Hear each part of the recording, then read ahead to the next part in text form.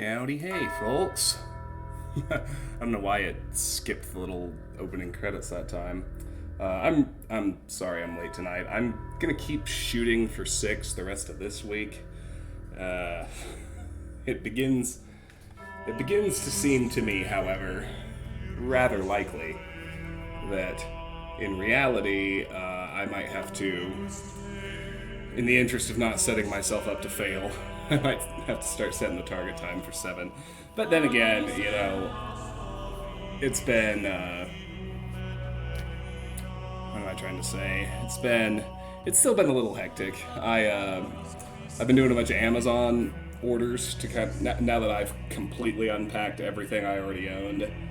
I ordered a bunch of shit off of Amazon in order to kind of fill in all the gaps. Now that I know what they are, since this goes all the way back to when Tiffany and I were still married. A bunch of stuff from the house that I hadn't even unpacked until now, like almost 4 years later. And anyway, that's all done. So now I know what the gaps are. So I'm ordering a bunch of stuff off Amazon so I can. Because this is actually, I was thinking about this too. This is the first time since college, which doesn't really count anyway. So de facto, it's the first time I've lived alone, ever. And it's interesting, for that to happen this late in life, because I'm better resourced compared to a younger person, and I've established kind of baseline standards compared to my younger self, but I know everything I need, right? And so I'm ordering all the stuff off of Amazon, like a coffee table and a mounted dog bowl holder for River and kitchen mats for my dishes to dry on, all that sort of stuff. And I completely forget to change my delivery address to my new place. So I've ordered this mountain of stuff. It's all going to Sharon's this week over, and the deliveries are scattered the next few days. So in addition to getting derailed at work and having to work past 5 because of the unplanned 2-hour-long meeting I had this morning, I then, of course, have to run back to Sharon's house, get a bunch of stuff I ordered, bring it back here, unpack it, set it up, then have dinner, then I can stream. So that's gonna stop. And maybe I'll be able to stream at 6 after all. We'll see. Anyway, I'm gonna jump right in, because the first thing we are doing are the Messenger Islands, which involve solving back-to-back-to-back sigil puzzles. And I didn't sleep that well last night. I'm pretty tired. I'm a little on the wasted side, but it's really good to see all of you, and I'm glad to have you here. Thank you for the sub, Lone Wonder. My mind continues to be blown at that amount of time. 52 months. You've been subbed for so long. You've been subbed longer than 4 years. You've been with me longer than a presidential term. Okay. Anyway. Sorry to completely unwind what I just... No. I want to do this later after more people are here. I posted it in Discord last night. Somebody got their hands on an alpha copy of Talos 2. I don't even know if the video is still there. It might have been copyright claimed or taken down by now, but we're gonna see if it's on there. And we'll watch it together, but maybe we'll do that at the end so that I can cleanly trim it off the end of the bod. But I'm interested in watching it with all of you, reacting to it, the new mechanics it shows, the world, the storyline, all that stuff. So in the meantime, let's just go right back in. Now we should be in the World A Messenger world. They should all already be unlocked vis-a-vis the axe, so we should be able to go straight in and out. Now this first one actually has an Easter egg we've been missing. Well, not missing, we couldn't unlock it till now. But there's a difficult Easter egg to get, which is, I also can't remember which one it is. Oh, good. I was about to head to the wrong one. So behind this waterfall, it's just an Easter egg. It's kind of hard to make that jump. You can make it. It's just not super easy. I keep wanting to run to the wrong side, too.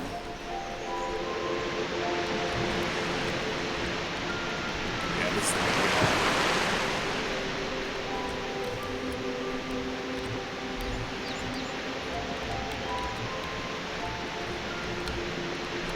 So yeah, the hitbox on that rock is not accurate. It's out. Comes out way. The hitbox extends out way farther than the visual of the rock does. So the point is, even though it looks like you should be able to, you can't just walk around.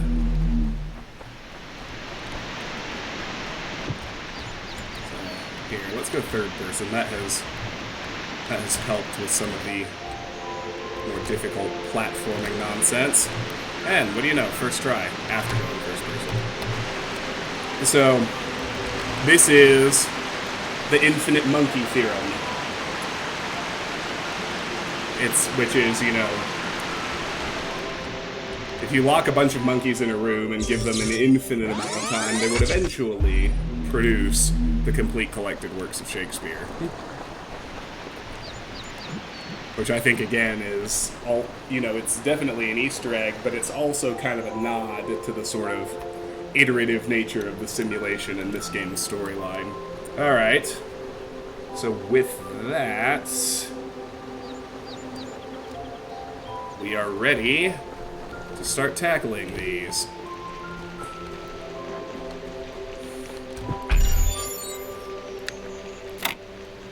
Now, we might be here a while, I'm just warning you up front, because these particular sigil puzzles are the hardest in the game, pretty consistently.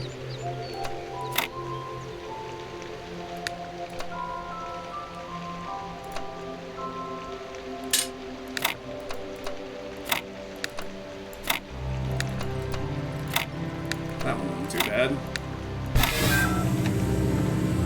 I do like the soundtrack here a lot. Alright. First things first, get a connector.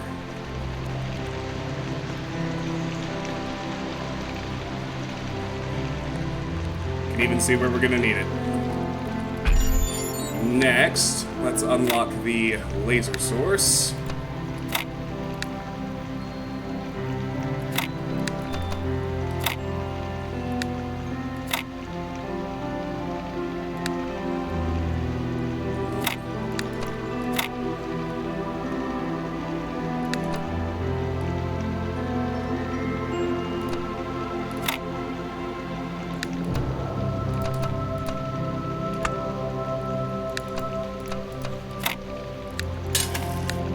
Need to invert my entire directionality here. See if this helps.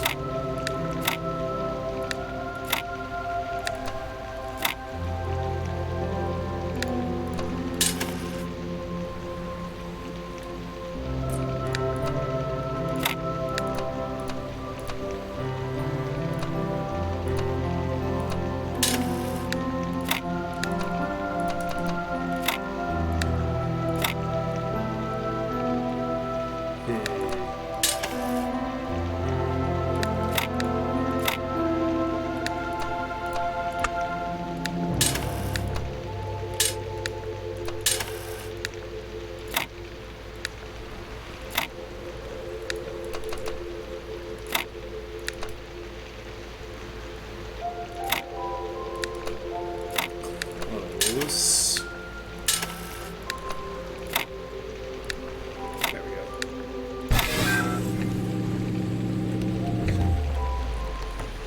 Every time I do this, I'm tempted to just look up the solution, or look up a solution to the sigil puzzles. I'm not going to do that, though. Alright, so we've opened the gate. We got 2 more of these to do.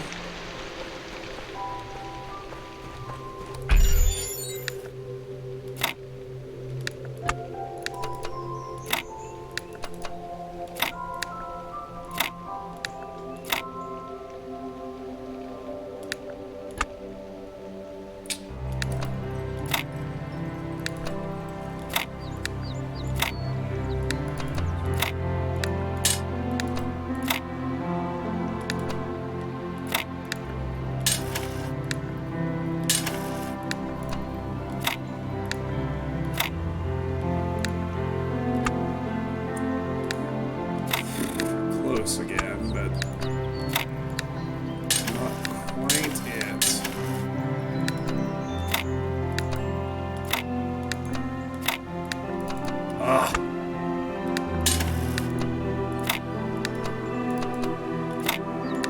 Ah! There we go.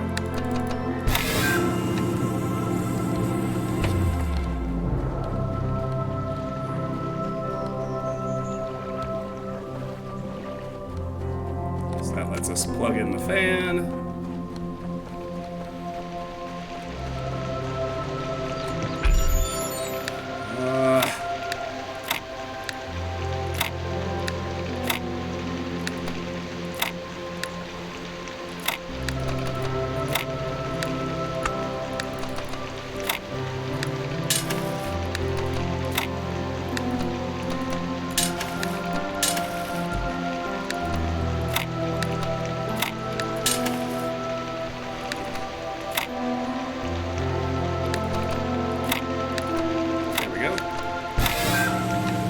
Alright.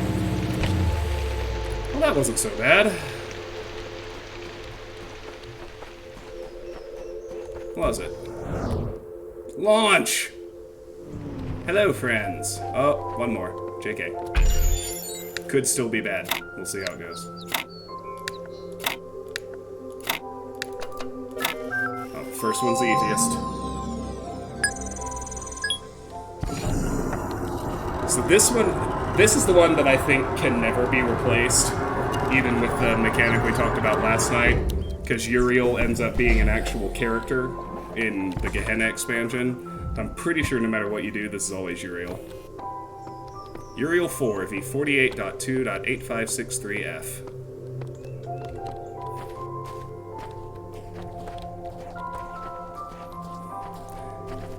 It's a shame so few people played this game, and it's an even worse shame that fewer people still actually played Road to Gehenna, because Gehenna has actual characters.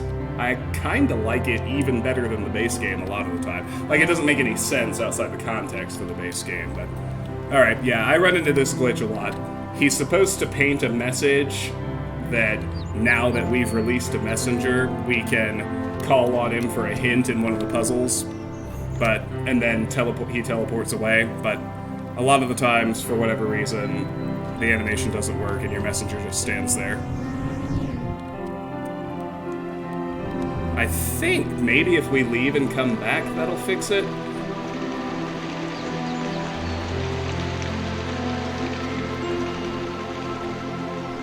I'm gonna try it real quick, because we run pretty fast. It's not a big deal.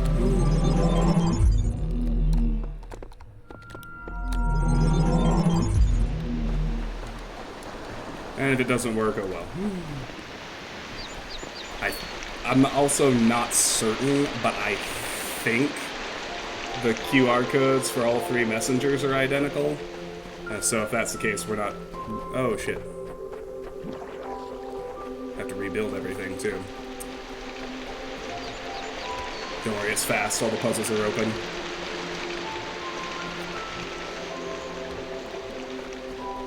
If they had closed again, we would not bother.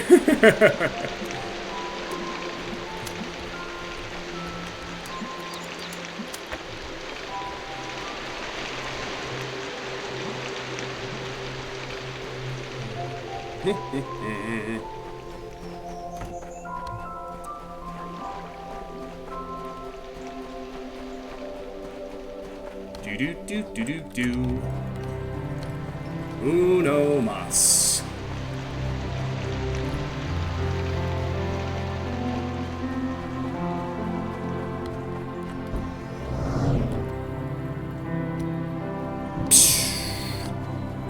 Okay, well, he's gone, but we never got his QR code. Oh well.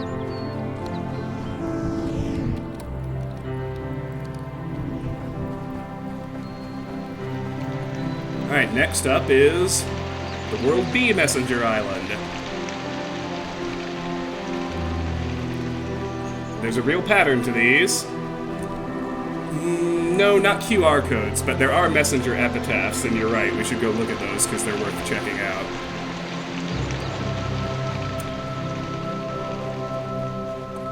You are correct. There's reading material in the back of his tomb that I nearly forgot about. Yeah, so messenger epitaphs. Here's Uriel, the one we just released. I shall protect the Garden of Worlds in eternity. Barakiel X v16.3.2789f. My counsel will guide the children of Elohim to glory. Salathiel v27.4.8453f. Without the word of Elohim in our hearts, we are nothing. So these are the three defaults, the ones that you unlock, the ones that the vast majority of people would unlock. And then here's Azriel 19 v33.2.0122f. I shall remember the names of the dead in eternity.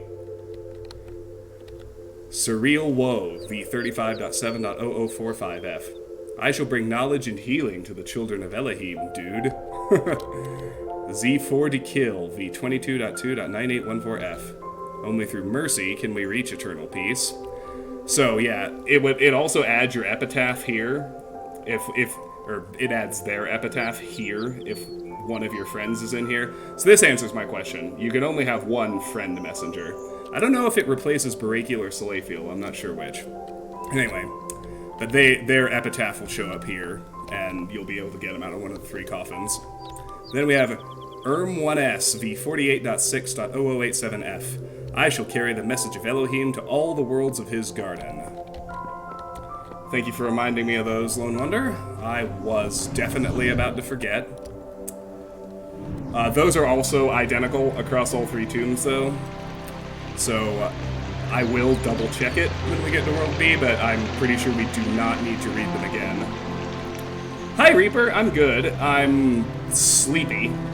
Well, I'm not sleepy yet. I'm sleep deprived. I did not sleep well last night, unfortunately, despite going to bed pretty early. And I had a big day today. I've got a nasty headache. But, despite physically feeling not so great, I'm in a pretty good mood. So, make of that what you will. Like, oh, my head hurts. But I'm pretty happy.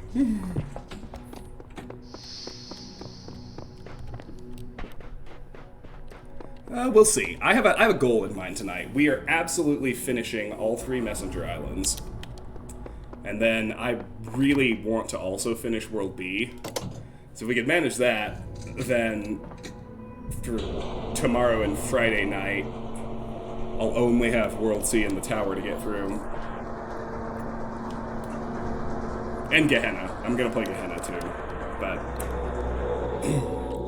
don't get me wrong, I love this game, but I know it so well I can get through it pretty quick, and I'm ready to take it off the list and just have a smaller backlog. Alright, I am going to pause for just a moment because I gotta run to the restroom. Hello, Dr. Freeman. Welcome back. Thank you for joining me again. I'm sorry to be bailing. I promise I'm not actually bailing. I just need a little restroom break. I'll be right back.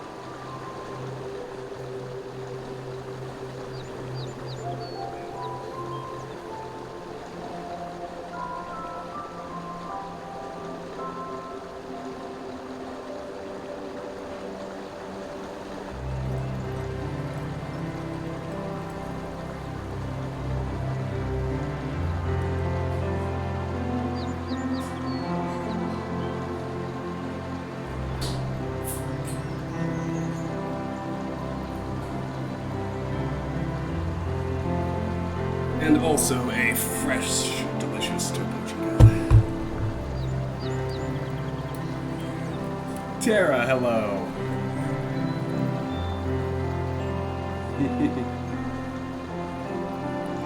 Fun fictional fact.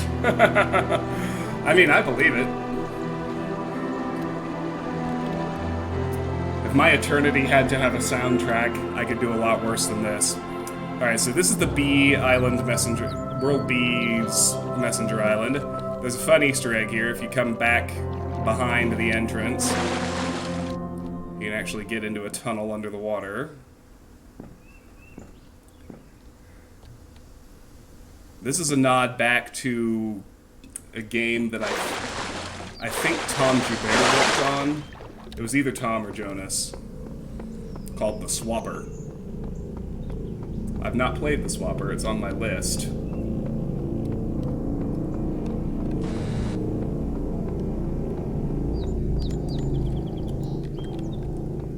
So, you got that giant face you can't really do anything with, but for whatever reason, we can talk to the rocks. Good morning, it says. Good morning. Tom wrote The Swapper. Why is calculator robot's best friend?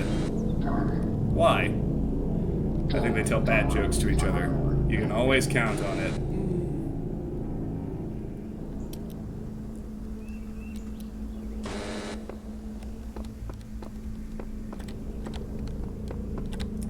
Is that it? I thought there was more.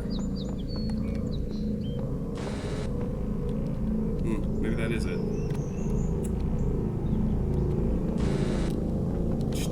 Oh, there we go. What does a programmer who is drowning yells? What? F1, F1, F1! Oh man, these jokes are awful.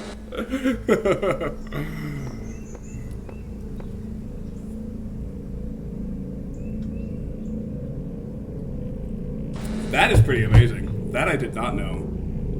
I know a little bit about the genesis of the game. I know that they were... What is the email address of Hungarian Owl? Don't know. What? Who at who.who.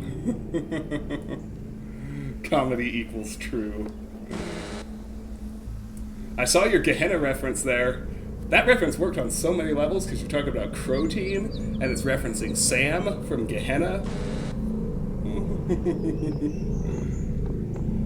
Sam version 1, who was seriously unfit for purpose.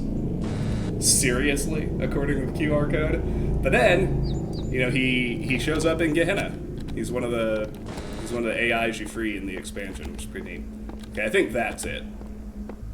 I remember the first time I found this, I waited like 10 minutes. I'm pretty sure there are only 3 jokes. Dr. Freeman will correct me if I'm wrong, no doubt.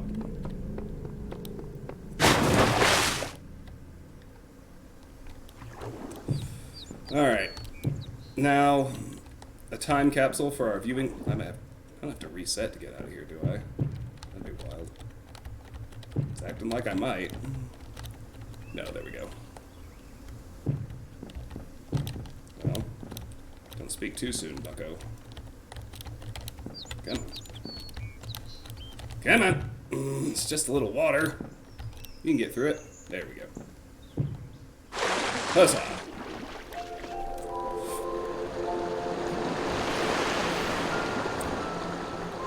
Alright.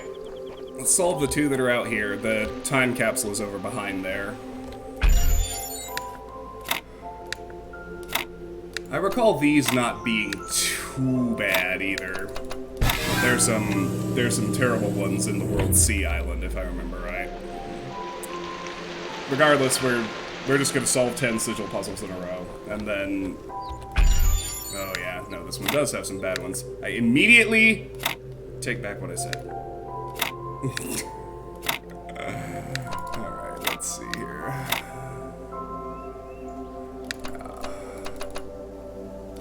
Maybe... I don't love it. No, we're not doing that.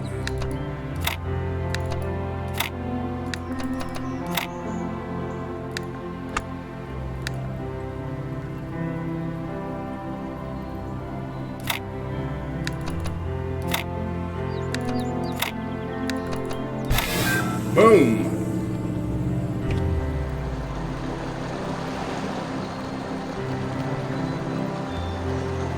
That is a fun fact.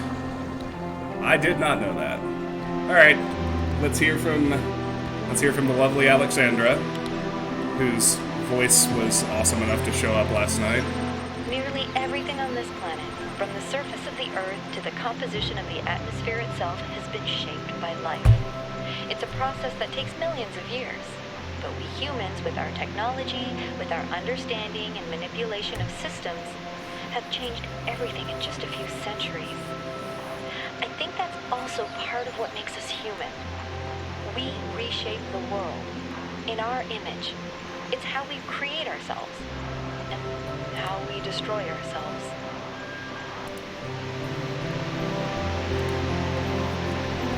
Alrighty. 3 more here.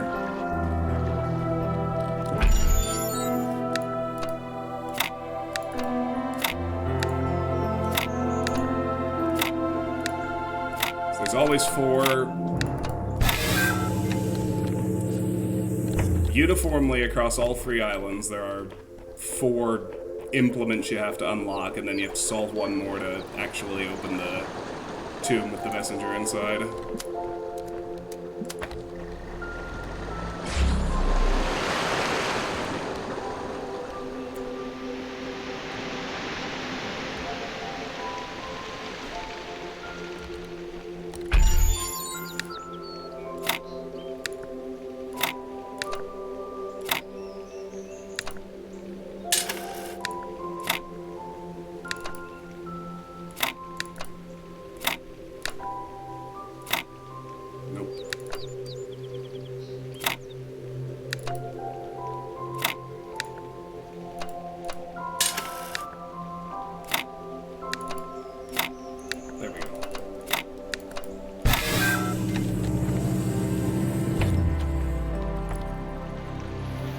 Maybe I've done these enough times, I'm actually good at them now. I don't know.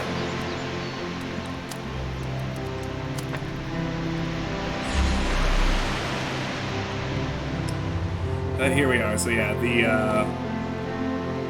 yes, the 7 epitaphs are the same.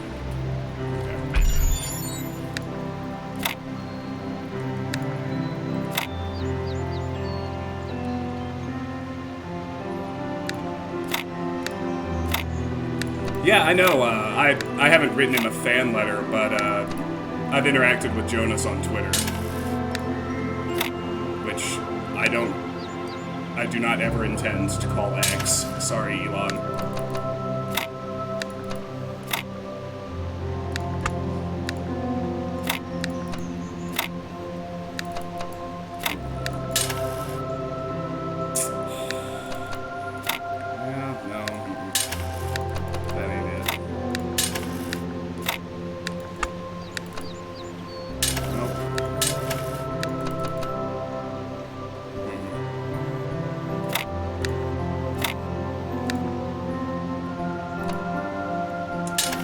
Sorta, not really.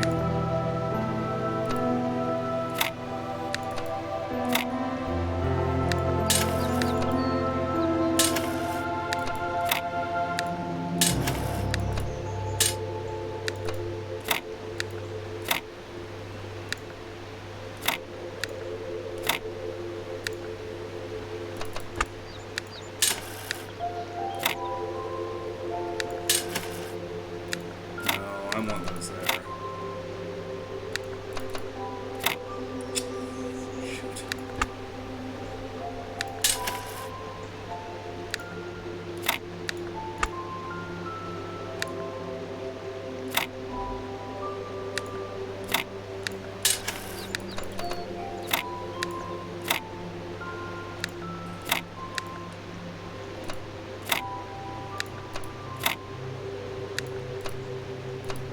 Oh, that one is so close.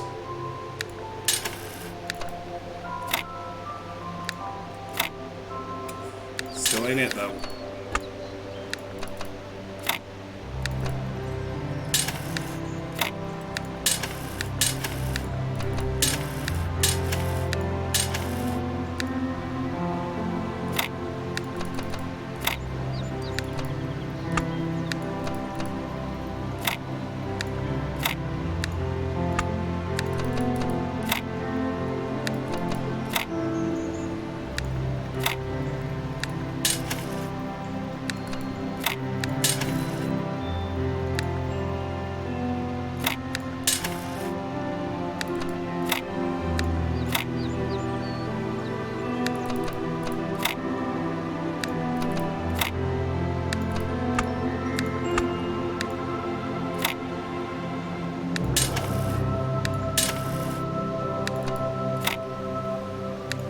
We will get it. It just takes time.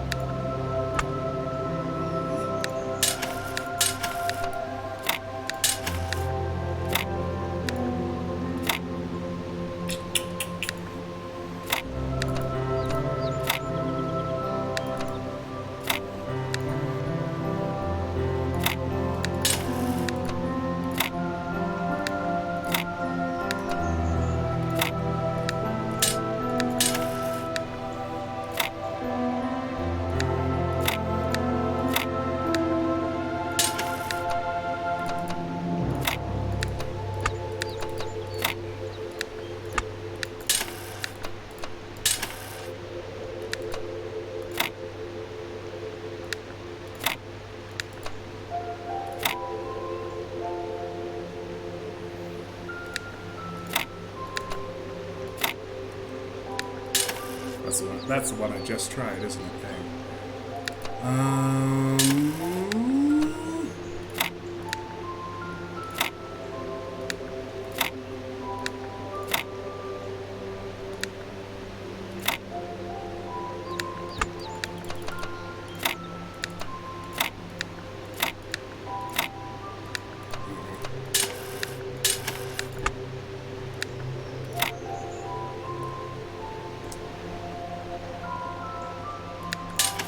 Maybe I just need to flip everything, since I only have one that goes this direction.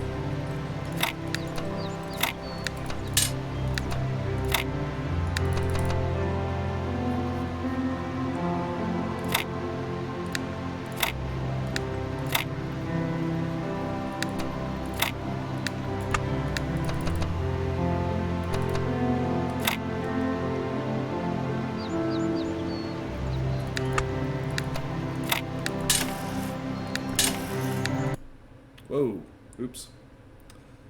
Sorry, clicked out of the window, didn't mean to do that.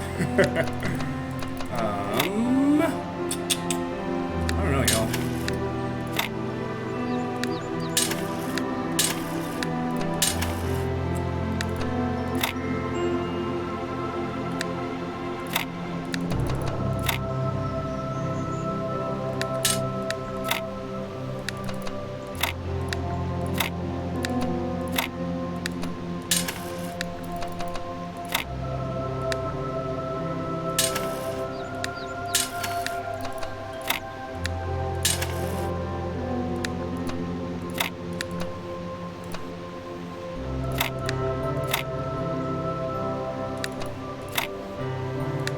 Got it, finally. Holy shit. That one was rough, wasn't it?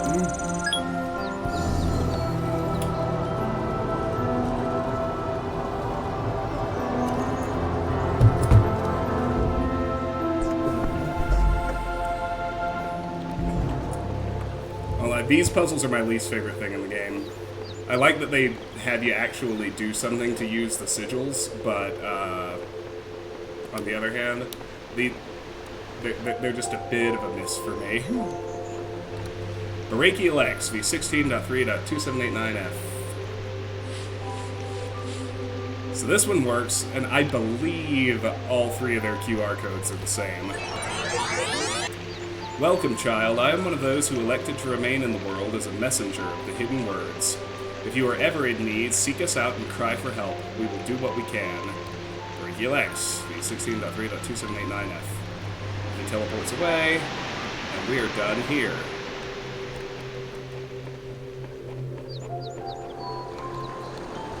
Before I do anything else...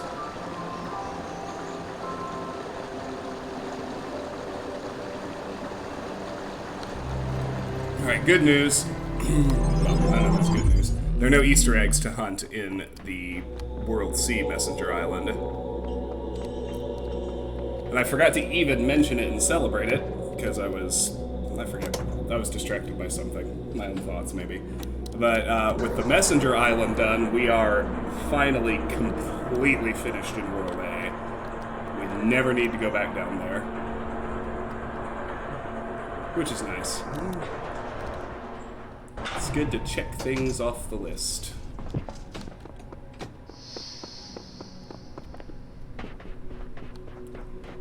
Anyway, now that I'm less distracted by the puzzles, Dr. Freeman, to your point, maybe I already said this, but I've interacted with Jonas and Tom some on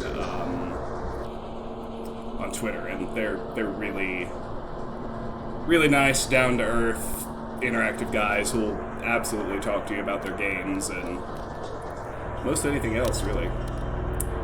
One thing I know about the sequel, incidentally, is that I don't think she worked on this one at all, but Jonas's wife, I think her name is Verena, she did a lot of work on the sequel, along with Tom and Jonas, apparently.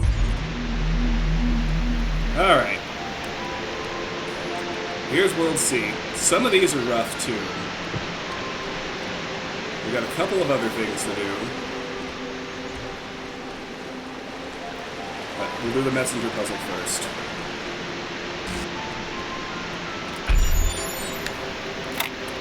This one, not too bad.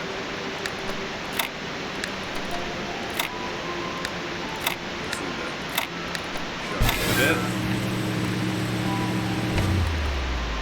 4 to go.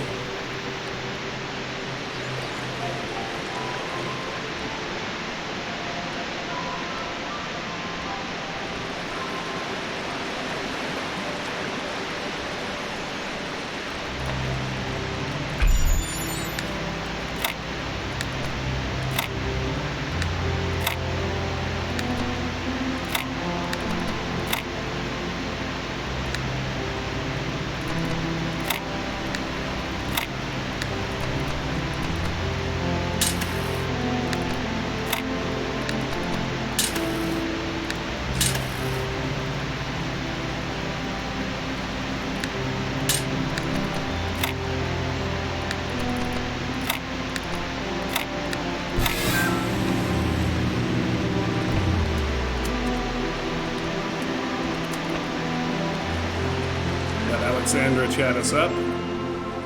I look at this inert shape and I wonder who you're going to be. Will you hold the same values as we do? Will you love us for having created you?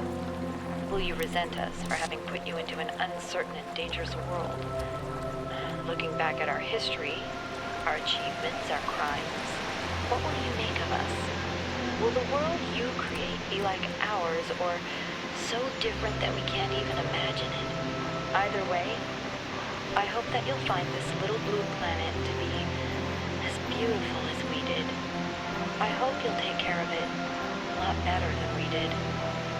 And I hope one day you'll look up and reach for the stars. One thing I've been meaning to try and get my hands on, I think it was a browser game, and it might still be. It might be hard to play since Flash is now defunct. But I believe Jonas's first game was a first-person spooky adventure mystery game called The Infinite Ocean. I don't know if you've heard of it, if anyone's heard of it or even played it, but I've seen a couple screenshots. He's mentioned on Twitter that it's one of those things that it's a pipe, the idea that he'd ever get around to it is a pipe dream, but he'd really like to revisit that and rebuild it with an actual dev team and an engine and everything. But I'm really curious to play it. I have listened to Gospels of the Flood. It was great.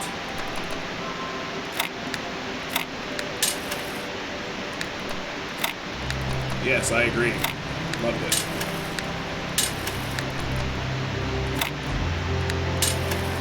Alright, come on now.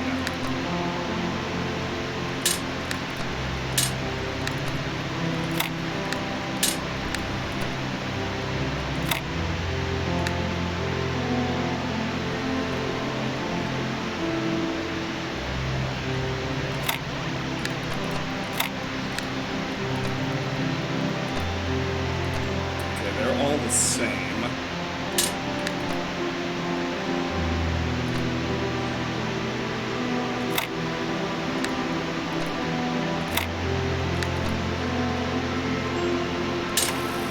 There we go, there we go, there we go.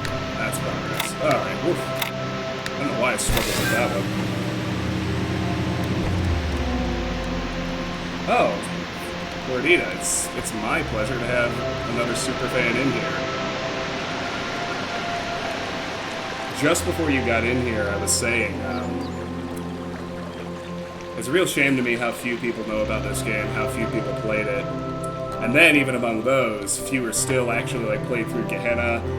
And among those, fewer still found Jerusalem and managed to finish it. But I was, what I was saying when we freed Uriel before you came in is, that's just such a shame to me because obviously it doesn't make much sense outside the context of the base game, but I actually think the writing in Gehenna is maybe even better than in the base game. Which is not a knock against the base game in any way, but Gehenna has much more fleshed out, real, developed characters, right? And they have arcs and you get to interact with them. And the fact that that's going to be expanded upon so dramatically in the sequel is really cool to me. Alright. One more of these. The 7 epitaphs, yes, they remain the same. Alright, here we go.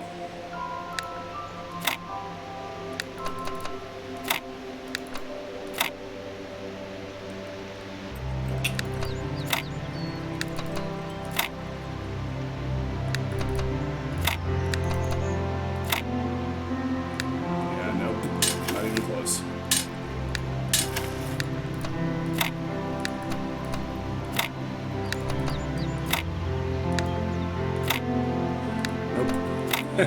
Nope, not even close. Ah, god damn it.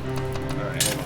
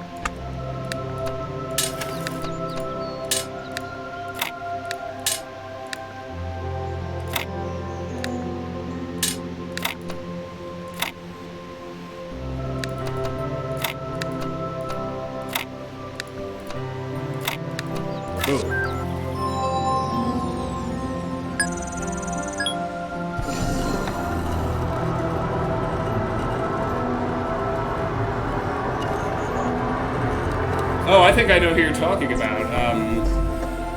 Max Durat, right? I've watched his video. He didn't just call it the most underrated puzzle game ever, he called it maybe the most underrated game ever. I love his channel. I watch all his stuff. He did a video on Outer Wilds a couple of weeks ago that I really enjoyed. I was so excited when that came out. I mean, I've got like alerts set up. If anyone releases a video, like a video essay, you know, I mean, I check it out, but I get a ping if anyone releases anything about Talos Principle or Outer Wilds, and I go watch it as soon as I can. Alright, Slayfield v27.4.8453F. Yes, okay, good. The QR codes are identical. There's one more thing to do before we leave here, though. It's not an Easter egg.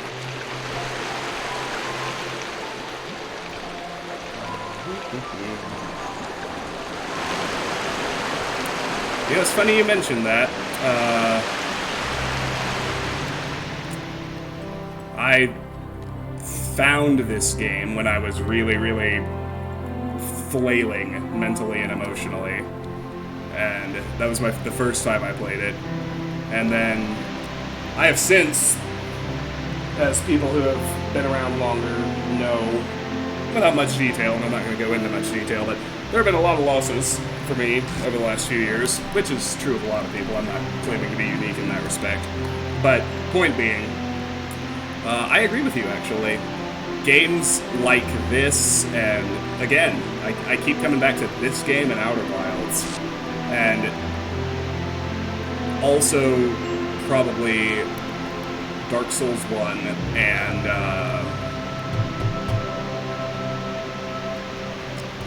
oh gosh, why can't I think of it now? It'll come to me. Anyway, games that that make you confront things like grief and existential dread head on, but then sort of give you a perspective or some tools to deal with it. Like,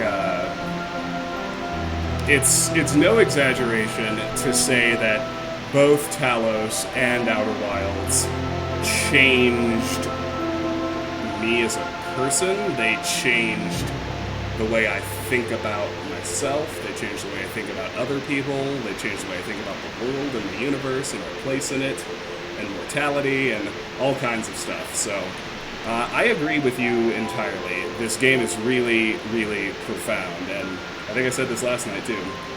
For all of the same reasons that this game is amazing, you should play Outer Wilds. Hi, Karis, how are you? We're just about to wrap up our jaunt through the Messenger worlds. Then I'm gonna go wrap up World B, and then I think I'm gonna exit the game. I'm gonna see if we can go watch the alpha footage from Talos Principle 2 together, and then we're gonna call it a night. So, nice statue. Two lovers are separated by the abyss of time and space, yet true love knows no obstacles. Uriel 4, V48.2.8552F. Happy birthday, Karis! I'm so honored you choosing to spend your last night of the current year with me. So, you can see the two statues. The clue is pretty straightforward, actually.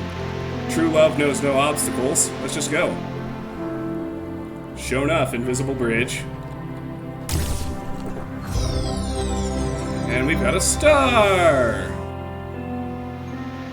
Alright, that'll do it for the Messenger Islands.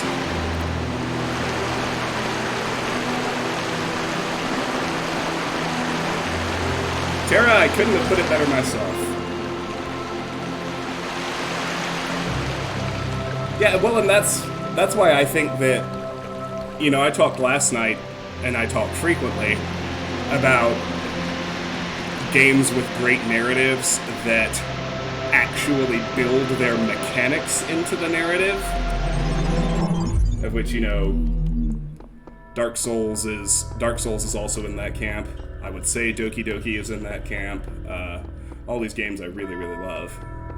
And I think that's an interesting sort of bow to put on that line of thought that I hadn't thought of before. But when the mechanics are part of the story, then when you're thinking about the mechanics, your mind is also in the story, thinking on a iterative, problem-solving level that you don't, really, when you're just consuming something, not usually anyway, be it a movie or a book or a TV show or whatever. And when you marry that concept to things as profound as, you know, in this game, I don't want to spoil Outer Wilds, so I'm not going to say anything else about it, because I'm insisting that Dr. Freeman go play it, since she loves this game so much. But you know, Talos Principle deals with the concept of the end of the human race, and thinking about things of transcendent value that should outlive you, and your willingness to work and sacrifice for those things, and the beauty inherent in existence and consciousness and sentience, even if we all do die. Just all that kind of stuff, right? Like, it gets your brain in it. It does not let you out of it. And it's, and then you really, really, really just sit and think and iterate, and ultimately, I think, if you dive, like, you can, and I understand why they did this, unfortunately, it still didn't really translate into better sales, but it's very easy to play all of Talos Principle and not interact with the story hardly at all. Like, you don't ever have to look at a terminal, right? You can just zoom past them, get all the sigils. You can even climb the tower. Well, no, you have to interact with terminals to climb the tower. But, like... And that's actually why I think, that's why Talos is my number 2 and Outer Wilds is my number 1. Like, Outer Wilds is significantly better at the marriage of mechanics and storytelling. Even than Talos, which is really, really good at it. Alright, World 6 looks like 2 yellows and a red. When you overcome one of my trials, do you not feel the pleasure of having discovered the proper order of things? That is the spark of Elohim within you, to create order from chaos. And therein is revealed the true meaning of our sigils.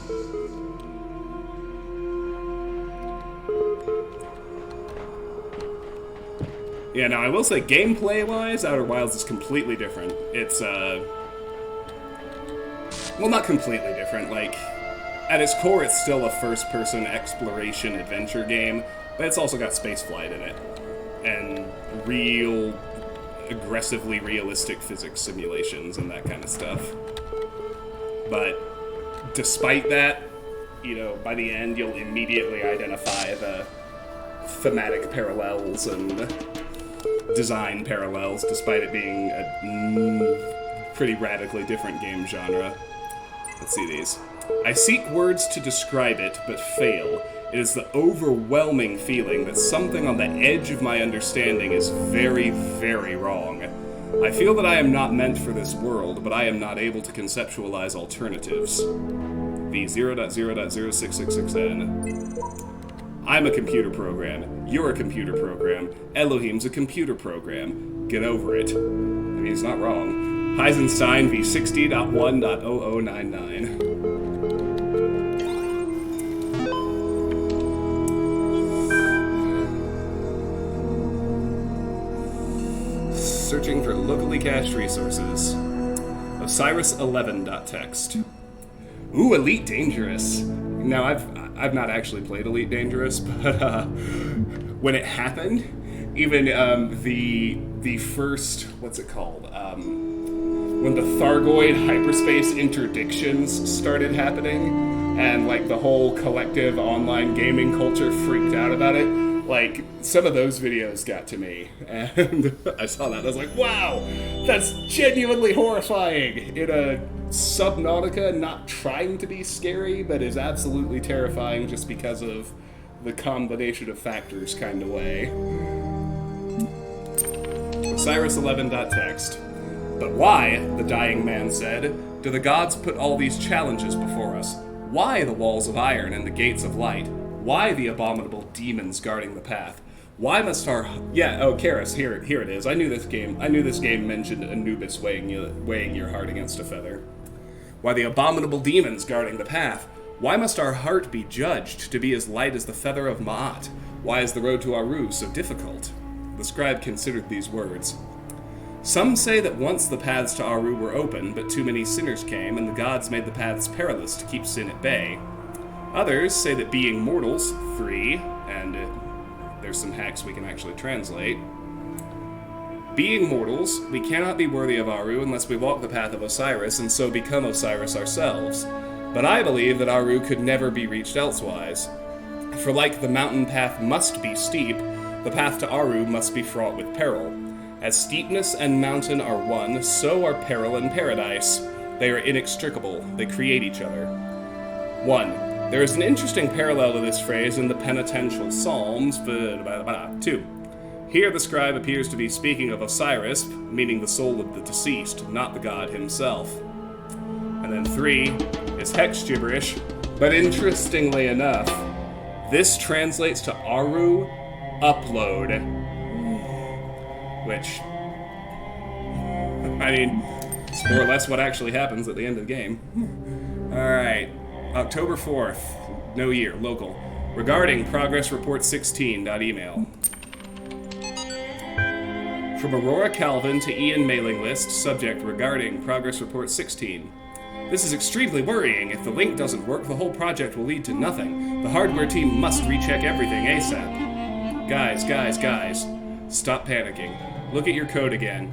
In fact, look at line number 217 in data_transfer.c. What are those two symbols just before the code? //. That's right. The code that actually initiates the transfer wasn't even running. I'm guessing you were testing something yesterday and forgot to decommentify it. The hardware isn't broken, your brains are. Love, Aurora. Well, Dr. Freeman, I'd have to buy Elite Dangerous and learn how to play it. But, in the event that happens, I will absolutely take you up on that recommendation. Oh, and here's a clever little thing. If you notice, we have changed from guest at local to admin at local. Choiceoflife.text. 1759. The whole assembly stood a while silent and collected. Let us return, said Rasselas, from this scene of mortality.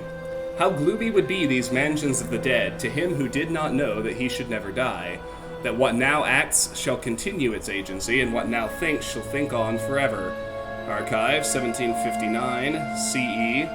Common Era, for those of us who don't like to talk about Jesus, but have to use the same dating system as everyone else. F991, Samuel Johnson, Error 556. Homage to you, Osiris, Lord of Eternity, King of the Gods, whose names are manifold, whose forms are holy, you being of hidden form in the temples, whose Ka is holy. All the gods praise you, for you are the... Those that lie here stretched before us, the wise and the powerful of ancient times, warn us to remember the shortness of our present state. They were perhaps snatched away while they were busy, like us, in the choice of life. Alright, that'll do for that one.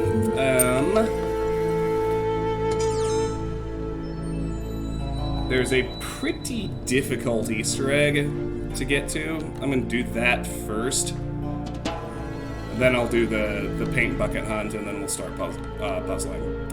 So if you head over here, let's go ahead and get in third person. We're going to need it because this is aggressive precision platforming. Then you can jump up, you can reach this statue. You can then jump onto its head, then onto this wall. Oop.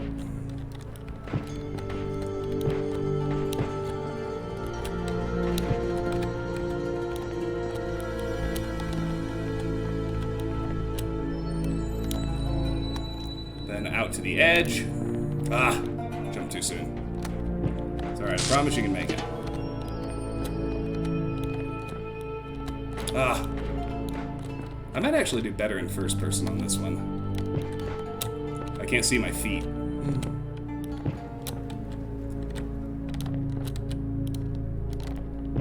There we go. Run around the edge. Hello, River of Hearth. Welcome back. Lovely to see you again. How are you?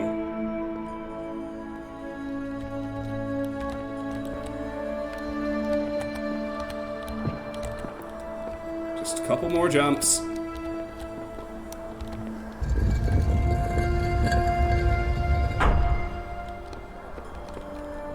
It's Serious Sam's Man Cave! There's a photo of the man himself. Earlier iteration. Here's some of his weapons. Good old double-barrel shotgun. Basic shotgun, minigun. I haven't played enough to remember what these are. Oh, this is a literal cannon. I remember that one. I don't quite remember what this one is. And we can turn on his video games.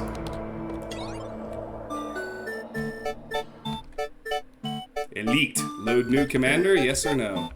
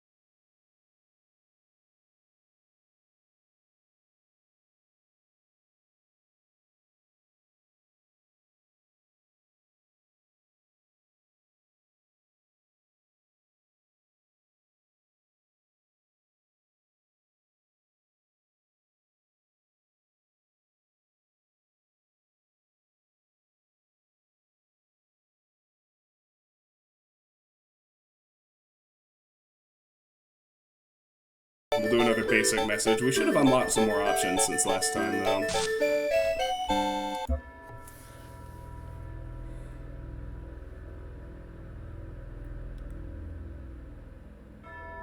Okay, so yeah, we have 4 new options. Calliope, stop. The song in 8-bit style. Stay true to your path, for wondrous powers are granted those who progress the furthest. Not sure I'd say that. There must be a way to escape this place. Help me find it. I think I'm probably going with that. Don't worry, if you're anything like me, you just need to take your time and the solutions will present themselves. I like being encouraging, too. Don't bother going any further. I'm way ahead of you already. Let's do this one first. Must be a way to escape this place. Help me to find it. Couple more. It's hard for me to talk over this music, so I'm actually gonna take another quick restroom break while it plays out. I'll be right back.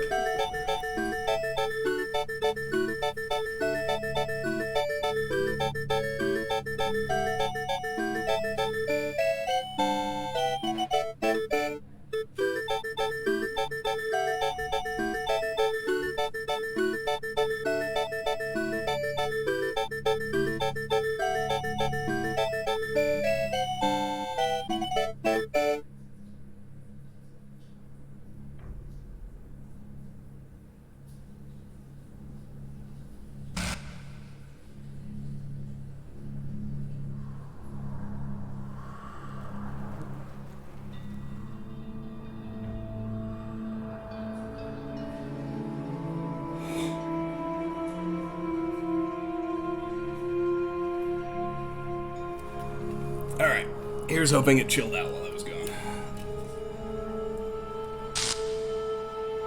Ah, and so it did. Perfection. A new friend invitation on Steam, according to my phone. I wonder who that could be. Glad to accept. In the meantime, what's more pathetic, this shallow construct of a world, this idiot's playground, or that I continue to solve its contrivances for lack of better sport? Dog v55.2.019.5n.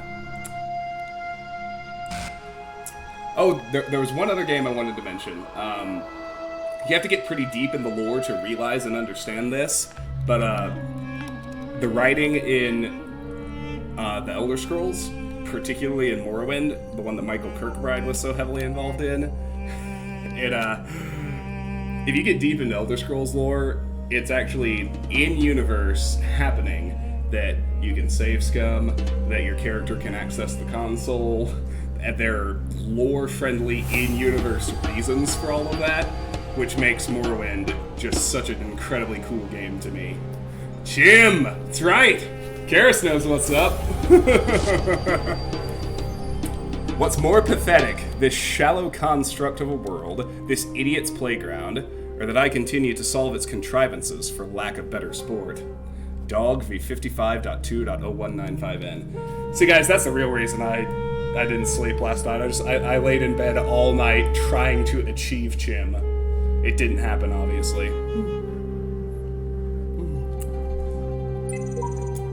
There's more to it. Look at what we're doing. We're solving problems, being tested, improving ourselves. Some of us fall early and get replaced, but you and me, we're still going. We're closer to the end. Sheep v69.1.0622. Alright. I think that leaves just the sigils. Just doors and windows. This one's pretty easy if memory serves.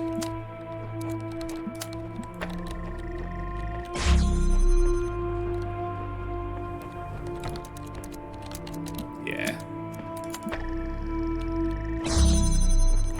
First we just gotta collect connectors.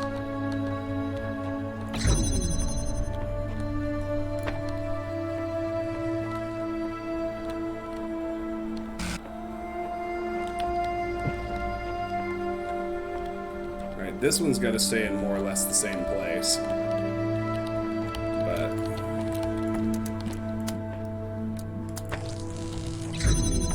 oops. So I gotta undo its connection to the first door.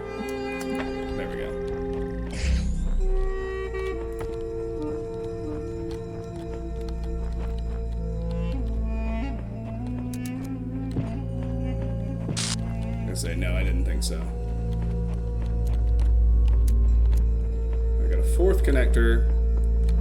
Pretty obvious window here, too. Ah, yes, good. We can just get to it. We can just have line of sight through this window to that other window up there. Now let's grab that fourth connector.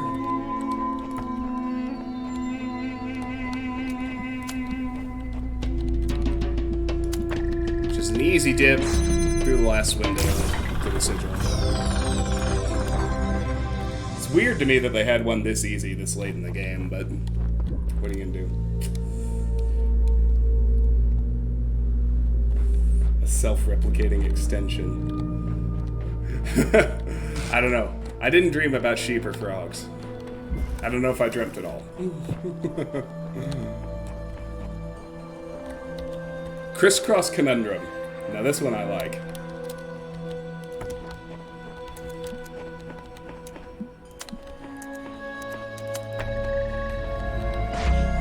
Step one's pretty obvious. But we immediately see the problem with step two. We gotta get a blue laser through here with the red gate open in order to get to the sigil. So for now, let's just feed the red through to collect connectors.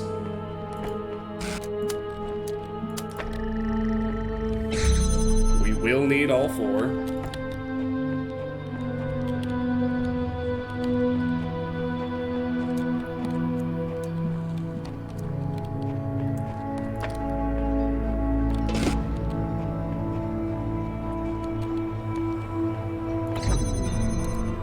So the solution to this one is actually pretty obvious. It's just it's a more complicated version of one of the very, very first connector puzzles.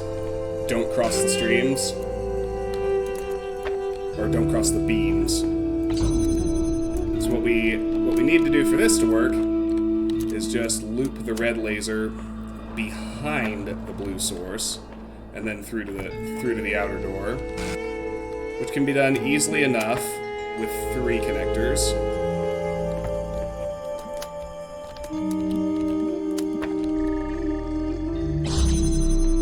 And that, if I can remember where I left it, leaves us free and clear to shoot the blue one through the inside and get the sigil.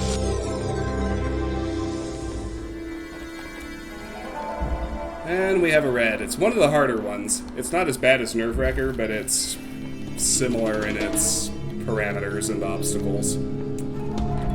Egyptian Arcade.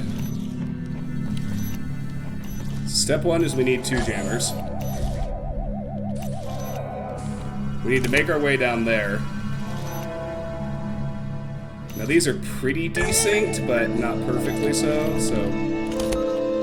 what I generally like to do is put the first jammer so it's physically in the way of the second one, just in case. Then we can dip down here, nab that again. Grab this, back off. Then grab this out of here. Now we have 2 jammers and we don't have to worry about those mines. However, far from the end of things, as let's look at the puzzle while we're safe. So what we have to do is let both of these mines out so we can get the keys, let them both back in, and then go through the gate. We'll need both jammers with us, so we can't leave any of them behind. So it becomes just a complex little bit of jammer juggling.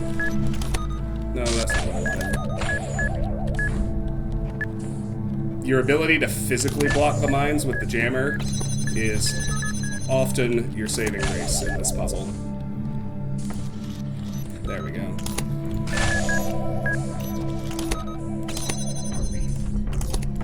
Alright. That's the first hard part.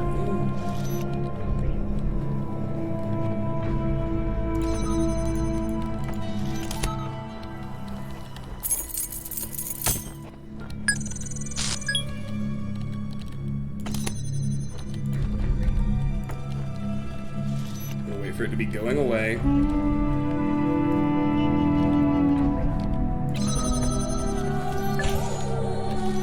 Open it from this side. Now I think I put it out of the way enough that... Yeah, there we go. Alright, hard part's over.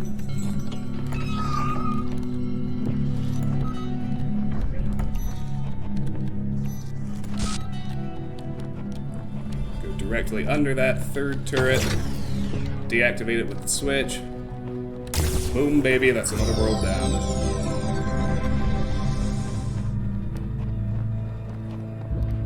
Yeah, this one's not, like I said, that one's not as bad as Nerve-Wrecker, but it's similar. Its mechanics. Oh, thank you. Yes, QR code on the wall. Almost forgot. Thank you, thank you. This whole world is a desert. Even the parts that look alive are just more sand. Everything is dead or dying. Anyone who tells you different is lying. Dog v55.1.3468N. Alright. Now we've got no... We don't have any sigil unlocks, so we'll just go straight to B7. We do, however... This is one of my favorite moments. Accessing comm portal. Message. It's me again. What happened? We shouldn't talk over these terminals. Quick, tell me the word. What happened? Don't know how long we have, must type quick. In case something happens, the word is faith. Pending. Error. Network connection lost. Loading Milton.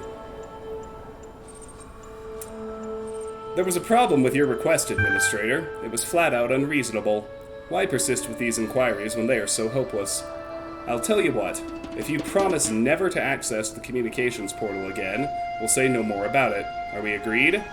Sure, sincere. Sure, insincere. Not a chance. Faith. So... I'm trying to think, like, at this point, would you know that you're being tricked?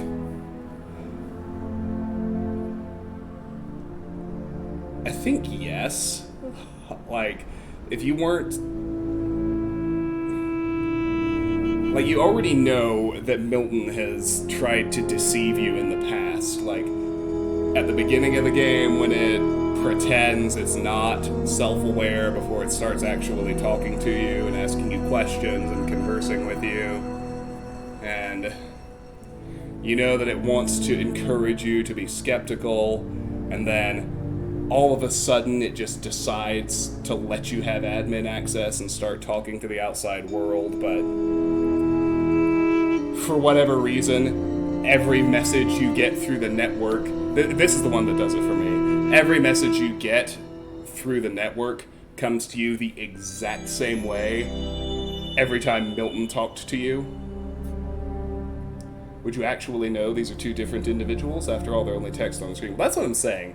I think you would strongly suspect Milton was fucking with you again, particularly because of the identical method of receiving notifications, right? So, let's just say... So I'll go with sure, insincere. Now, it doesn't take a whole lot of my processing power to work out that you weren't entirely sincere about that, and not much more to conclude that you put too much faith in the words in front of you. Try again.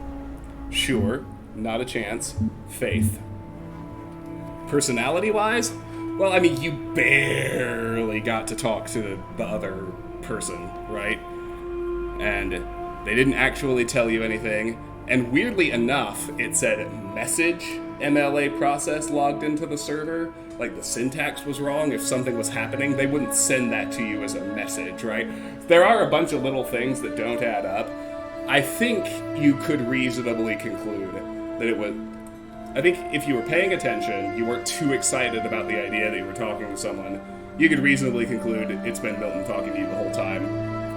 And I kind of like the way he reacts when you do know it, so I'm just gonna go ahead and go with that. Try again. Sure, not a chance. Faith, not a chance.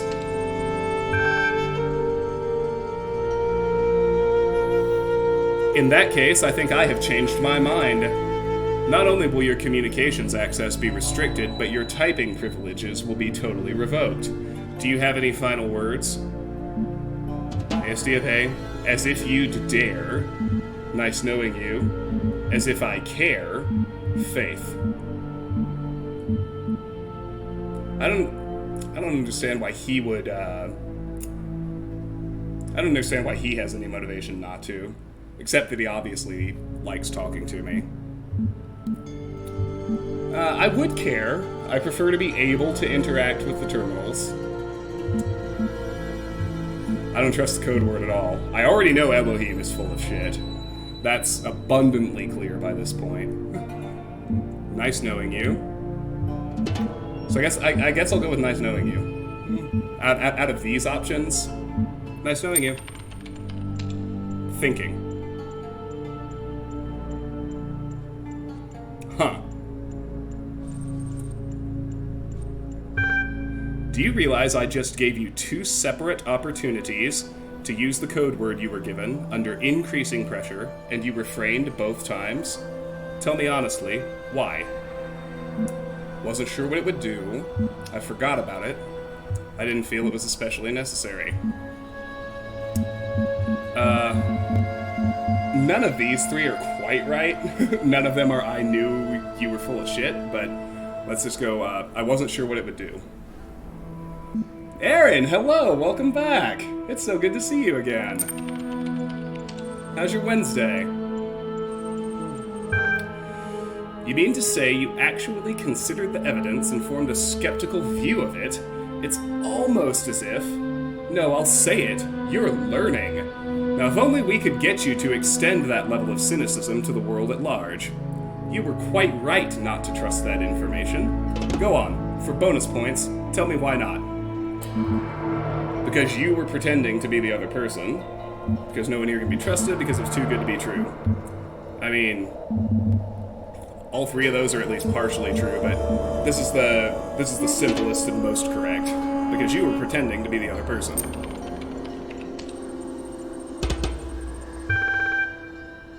Meh, close enough.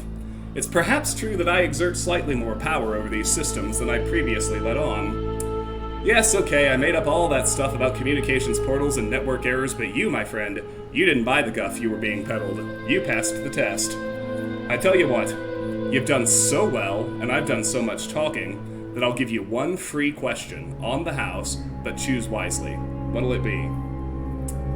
What am I? You kinda already know that. What are you? What is your name? How do I get out of here? How is this place related to the human world? What's at the top of the tower? What happened to the person I was talking to? I don't care to question you. So, if you've really been paying attention, you already know a lot of these answers. I mean, you kind of know that you're a child program. You kind of know that he is the Milton Library assistant. The 2 I like to ask him, because if we've been paying attention at all, we know he doesn't know the answers to these 2. Slash doesn't believe him.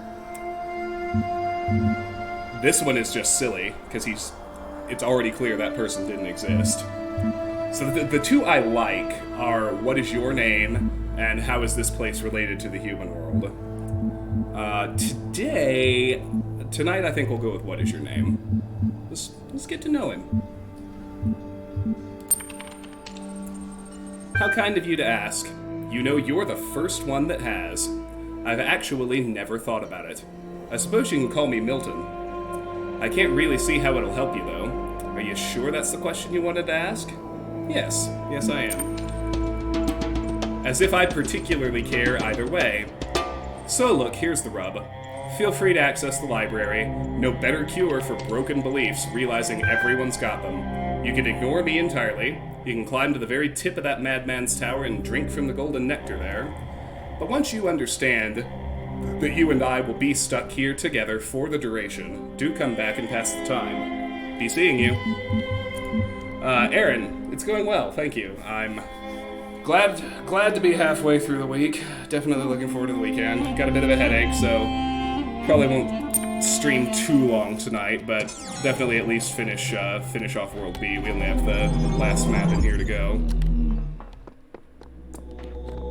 And then we've got 7, which is the last 2 yellows, 2 more reds, and 2 stars.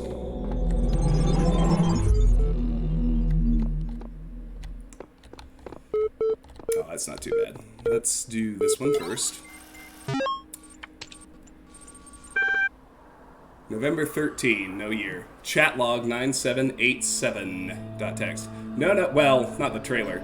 I don't know if it might have been taken down today, but last night I got a notification that someone had released like 11 minutes of alpha footage from the sequel. So if it's still up on YouTube, on the YouTubes, I was gonna take us there to watch it together to end the stream tonight. But we will see. Chat log 9787. Lana123 and Omar. So I think, what's the point, right? Yeah, I keep thinking about my aunt. Have I told you about her? I don't think so. She's super rich. Like, she drives around in a ridiculously expensive sports car, and she goes on vacations to the Bahamas. And she has a huge house that feels more like some sort of corporate HQ than a home. She worked really hard to get all that, but she also screwed over a lot of people, including her own family. I used to be quite angry at her for what she did to my parents, but now I think, what did she get out of it? She and her husband are always fighting. Their son became so obsessed with money that he ruined his own family. I mean, yeah, they have everything that I always dreamed about, but they can't enjoy any of it. My grandfather was like that. And now at the end, yeah, 11 minutes of gameplay, that's the one. Awesome. And now at the end, what does any of it mean? If you have all the money in the world, but you die alone and unloved, what did you accomplish? I don't get it. I just don't. October 4th, no year. NorwegianBlue.email. From Rob McLean to Ian mailing list. Subject, Norwegian Blue. Hi folks. I'm sorry to say that a few hours ago, I experienced the first symptom. This is where it starts getting really concrete. I'm going to work until the end of the week to make sure EL is in perfect condition, but after that I'll be going back home. I will remain reachable via email and phone for as long as possible, but I'm confident Satoko can deal with anything that comes up. If you want to do me a huge favor, spare me the drama tomorrow, okay? I love you all, but I don't have the strength for sad smiles and hugs. The best remedy for sorrow is to get the job done. And now for something completely different. Cheers, Rob. Link attached. Dead parrot sketch. Oh yeah, Aaron, I meant to ask you, since I went over to your Twitch page after I was done last night, it says there that you know that you're migrating to Kick and to TikTok. Is that exclusive? Do you no longer stream on Twitch? Should I get Kick so I can follow you there? Or do you still stream on Twitch? Just so I know where to see you. And the last one is Osiris21.txt. So hearing the call of the morning birds as they greeted the dawn, the scribe spoke. At the end of your journey, when every trial has been completed, when all the gates have opened before you and your soul has been weighed in the Tower of Anubis, your Ka and your Ba shall be reunited, and thus you shall become an Ak and awaken in the eternal reed fields of Osiris. And there in Holy Aru you shall begin a new life amongst the gods and other blessed spirits. And who will I be? The dying man asked. You shall be the memory of all that was, and the knowledge of the journey, and the shape of the days to come. That's basically just a very, very on-the-nose allegory for exactly what we do in the game. Thus ends the tale of the dying man and the scribe. Praised be Osiris, the foremost of the Westerners, the king of eternity, the lord of everlastingness, whose Ka is holy, error. Now, there's a lot going on this map. Let's do these QRs.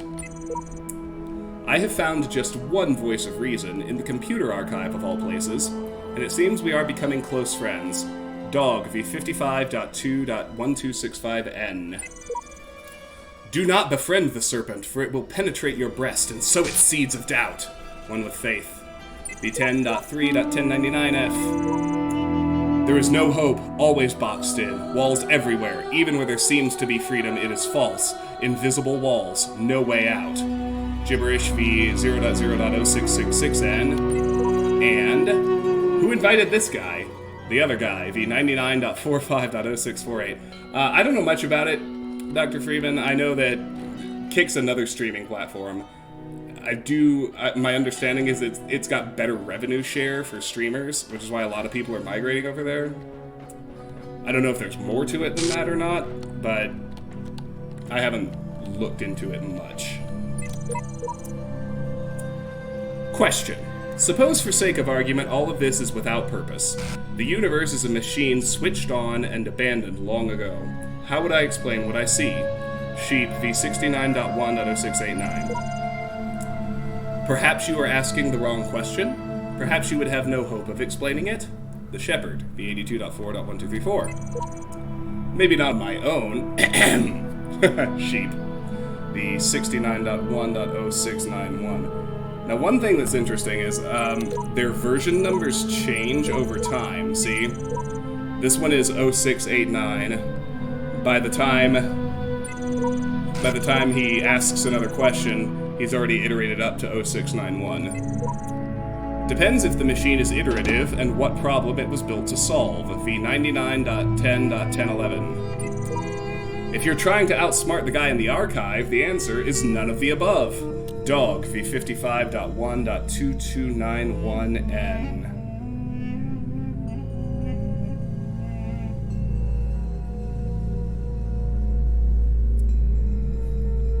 Alright, next, let's hear from Erin. She's got two in here, actually. On the first night, when I knew it was over, I went out to look at the stars, and I thought, somewhere up there are the stations we built, and the probes we sent out. Voyager 1 and 2, beyond the edge of our solar system, continuing their long journey through interstellar space, like memories of our ambition, ambassadors who have outlived their homeland. And then I thought, if they still exist, are we really gone? If machines are an extension of the human body, then so long as they continue to function, we're still here.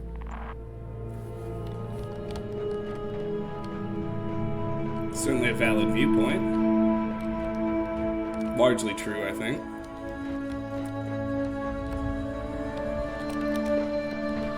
Ever since our consciousness first evolved, we've been preoccupied with things that outlive ourselves. How do you solve a problem that extends beyond your own lifespan?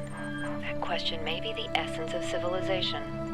The only answer I can find is to initiate a process, to create an environment in which the solution will occur independently of yourself. But that requires a difficult sacrifice. Letting go of your desire to bear witness, to exist at the center of the cosmos. To participate in the project of civilization is to accept death. Oh, Alex, you're such a fun person. There's a QR out here that is very easy to miss. No way out, no way out, no way out. Gibberish v0.0.0666n. Okay, let's pause a moment on a bit of this, just to see if we can find a paint bucket in this level.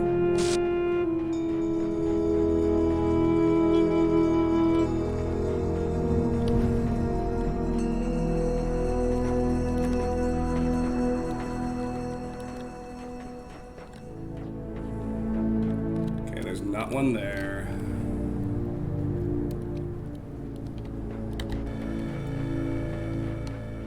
Other possible spawn points include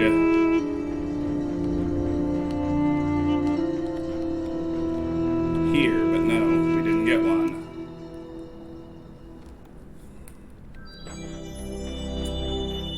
This is interesting.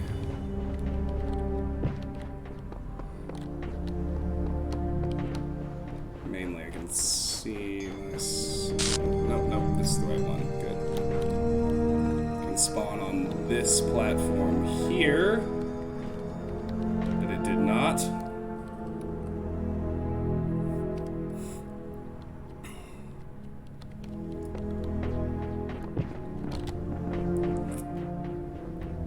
There can be one out here as well.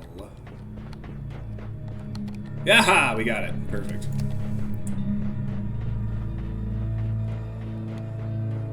I believe there's a recording puzzle in here. Let me check right quick, because I'm interested in trying all 6 of those options. Nope, I lied. No recorder. All right, standard message it is. Why don't I pretend I'm adding on to this conversation? Oh yeah, see, this is why I like asking him his name. I asked the serpent its name. It told me it was called Milton. That actually makes sense here, since Dog just talked about the guy in the archive. If anyone ever saw this, they could be tricked into thinking the devs put that one there. I like that. Anyway. Alright, that's the last paint bucket for tonight. But lest you think we're done, we've got 3 Easter eggs. And then we've got puzzles to solve. Alright, gotta find the right one. That's a big lump of mine. I need to... I think this is the one. Yeah, bouncing side by side. We head out behind this one. These are a bunch of clear skeletons from Sirius Sam. That's the first Easter egg. I mean, kind of basic, but it is the exact enemy model.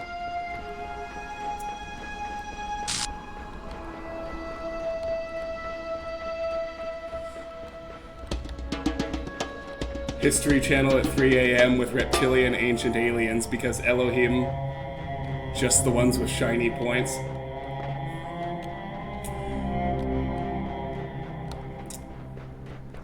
I'm gonna need you to rephrase that, Karis. I didn't quite follow it. I'm sorry.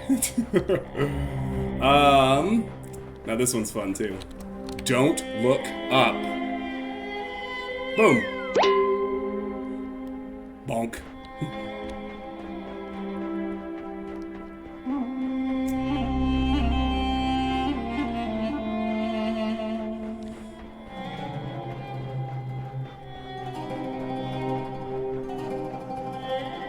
There are more QRs back here.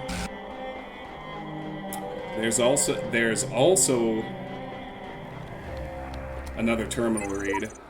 Another huge pyramid. What mad ambition it must have taken to build such things. At V17.1.0064. It's just a big pile of rocks.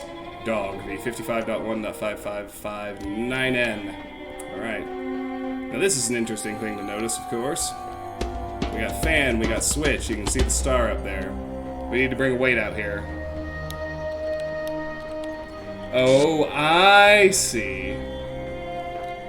Elohim are a special caste of people that the ancient aliens hypothesis says that they are reptilian aliens. Nice. Ancient aliens is silly because it still takes all of those religious myths quasi-literally.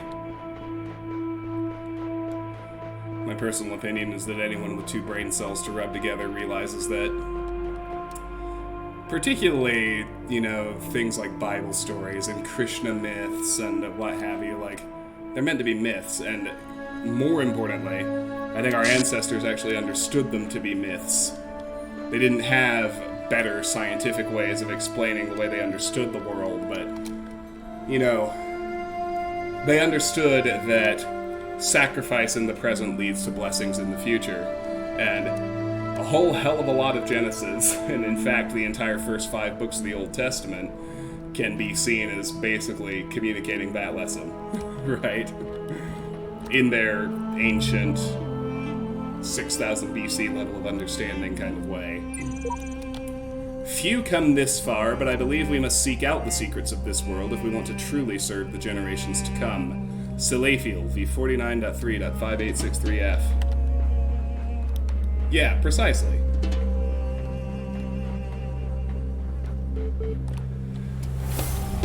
But I mean, it hits non-religious people the same way in the modern era too. Like, people like, and don't get me wrong, I love the man, I think he's hilarious, but people like Ricky Gervais, people like Richard Dawkins, like the really, really angry atheists, they act like the people who wrote those stories were stupid scientists or stupid historians. And that's not what they were. They were just as intelligent as us. They just didn't... They lacked many, many, many, many, many, many human generations of iterative, accumulated knowledge. Right? But they were trying to explain the world. And they came up with metaphors. Like, they didn't understand why it rained sometimes, why reality treated them the way it did, but they did internalize the fundamental lesson that if you sacrificed now, if you prepared for the future, you would be prepared for the calamities that happened later on. That they did understand, and that's what a lot of the stories are actually about. I enjoy Dawkins too. I think he's very smart. I just think it's, there's a giant spider on the wall in front of me, behind the camera. It's inside enough that I'm gonna get rid of it. Give me a second.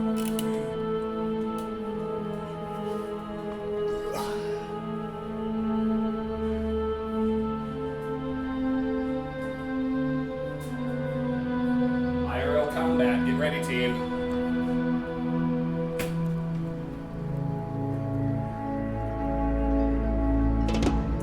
Oh, I guess it wasn't a spider.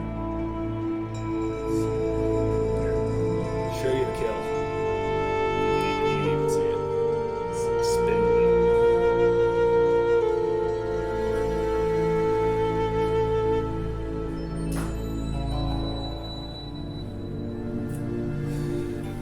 Anyway, in the immortal words of Barney Calhoun from Half-Life 1, that's one less horror in the world.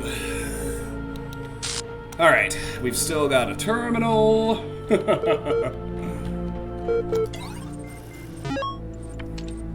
Oh, there's a good one on here, too. Second Thesis, 1784. Oops.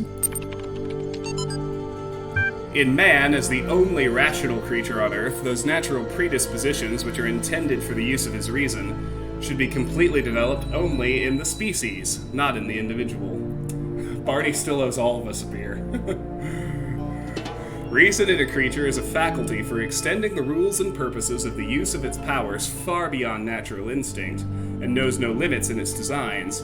Yet it does not act according to instinct, but requires trials, practice, and instruction in order to progress from one degree of insight to the next. Therefore, each human would have to live excessively long in order to learn how he could make full use of his natural capacities. Incidentally, this is directly connected to exactly what I'm talking about.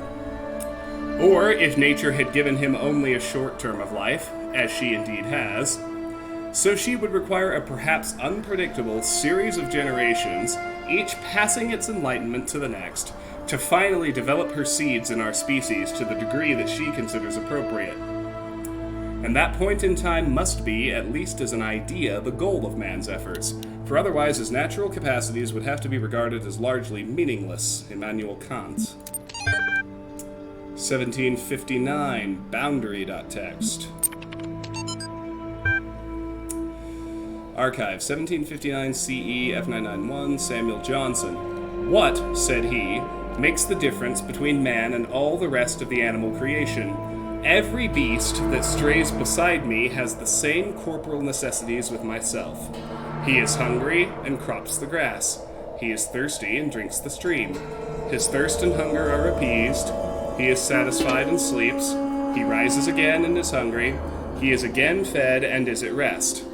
I am hungry and thirsty like him, but when thirst and hunger cease, I am not at rest. Segment 4.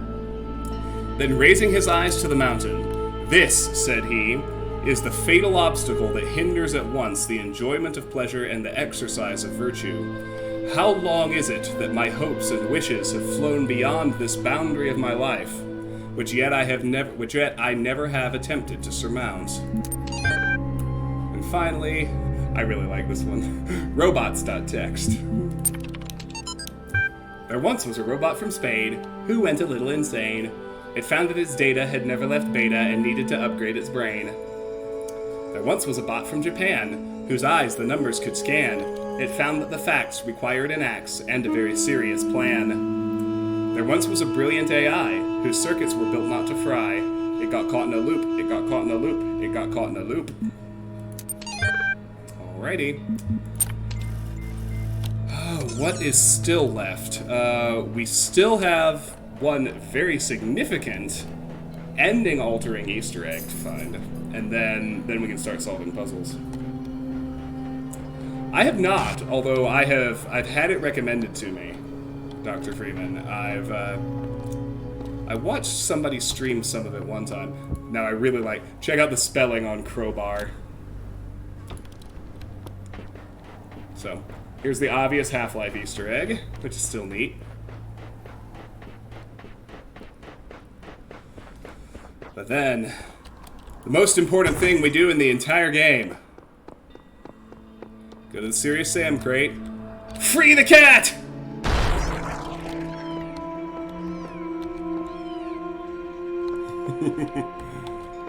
So this is the whole Easter egg room. I'm not sure what game this one is from.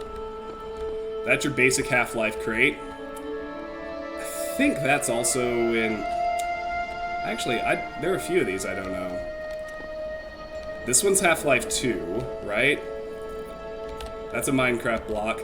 That's the box from this game. That's the companion cube from Portal. This is the only one I don't know.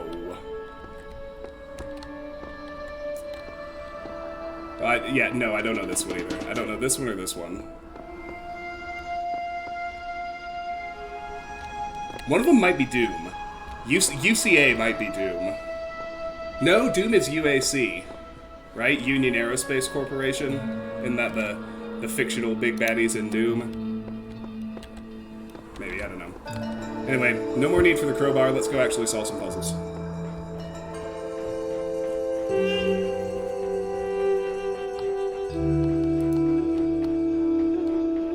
So we've got a good amount of work to do in this one, too.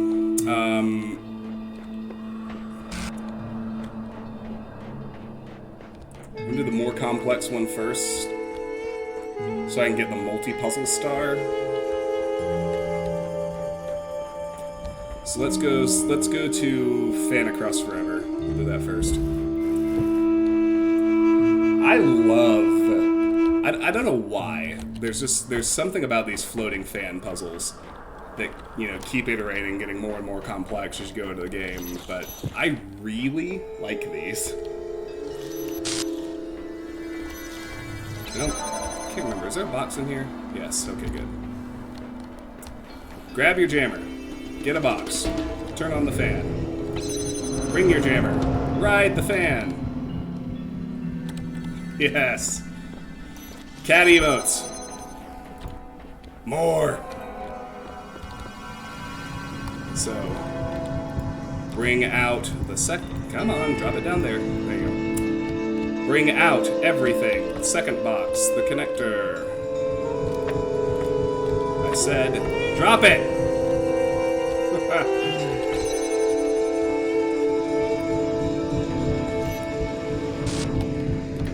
Now we have a lot more tools.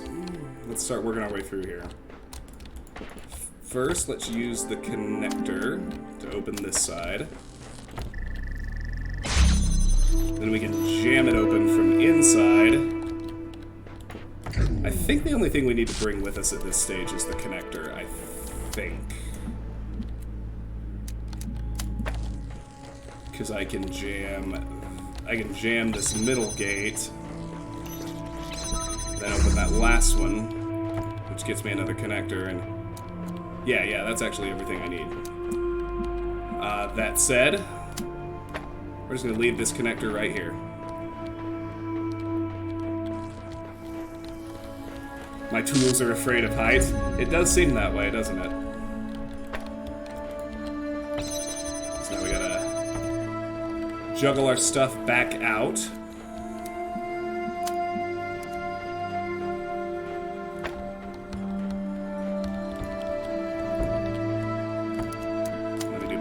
this. Now, I don't think... Yeah, it cannot hit this one from the air. But it can hit this one. And it can't directly hit that, but we can connect it to there. Connect it to the source. Leave it parked on there. Now all we have to do is raise it. Since we left our jammer in the middle, we can use it to get through that middle gate. We can collect our sigil. And notice, boom, third box. What do we do with that? Well, it's actually pretty simple. We need something else to weigh the pressure switch down with. So, we'll take our box out of the air. We'll weigh it down with another connector instead.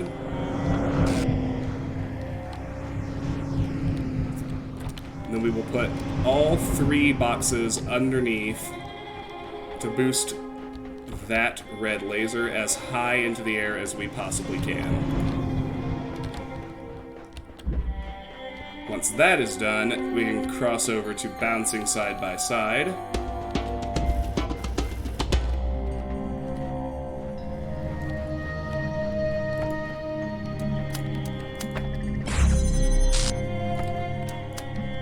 And it's as simple as finding the floating laser over in the other puzzle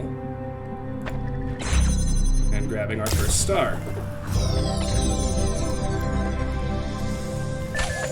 Alright, so this is a more dangerous version of another puzzle we did earlier. Except, well no except. We have to use our connector to physically kind of force the mines into sync with each other if we can. As much as possible, anyway. Hence the name of the puzzle, bouncing side by side.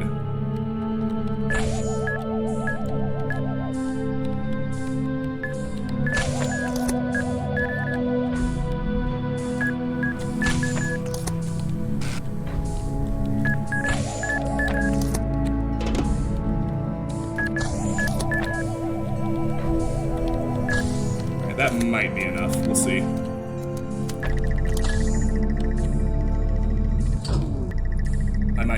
I might need to manipulate it a little more. But you see the idea. Just get them in sync so that there's enough time for the laser to open the door. Oh boy. I fucked something up. Oh, my bad. Once they are synced enough, which they aren't quite yet. Once they are...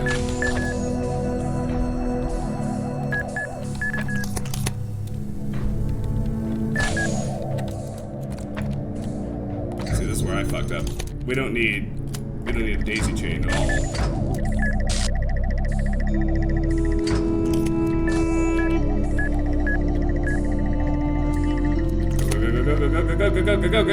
Go. Good. Alright.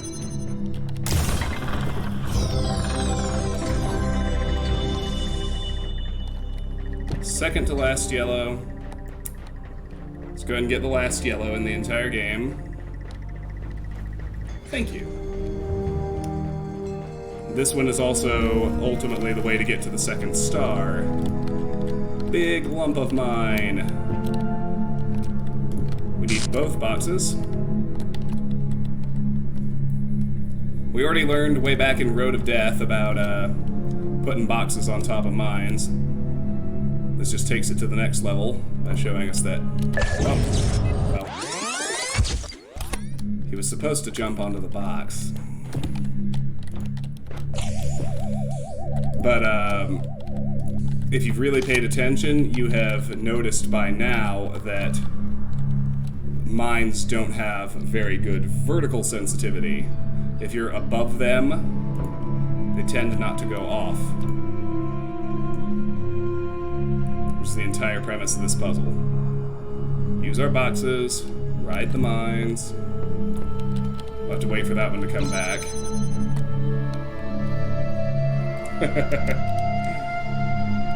Yeah, it's still a little panicky when the mines start yelling at you.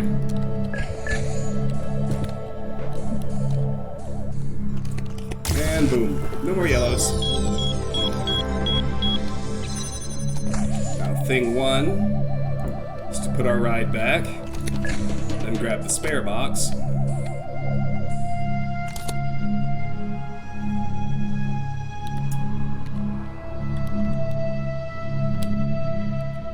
Notice the one that isn't moving. This is the key. Jump over to it. And this is what allows us to haul a box out of the puzzle. And go get that second star.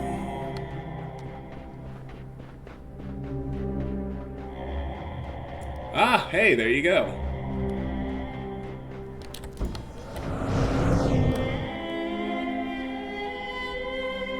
Boom.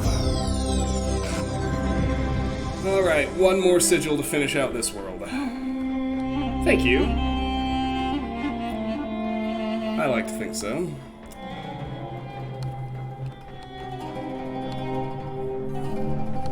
Now there's some of these I do like, where, you know, the kind of basic mine and jammer puzzles. Yes, Karis, thank you very much. I appreciate you looking that up. So this is another one of those just basic, big air quotes on basic, mine and jammer puzzles. I like the ones that aren't so much about just like your agility and reflexes trying to dodge the mines, right? Which this one is not. It's not like Nerve Wrecker or Egyptian Arcade. Epitaph, child program V72.3.1084N, codenamed Samsara, terminated here. Logic, program elected to reset. Final memory dump. It is clear I cannot bend the world to my will. Faced with eternal torment, I see that overcoming these challenges will not free me from them. True freedom must come with detachment from the struggle for answers. Progeny programs, Samsara V5.4 series. Alright, so, essentially, yeah, I can say this game came out after Dark Souls. Samsara essentially went hollow. Gave up, and became a menace to everyone else. The first thing is to grab the keys.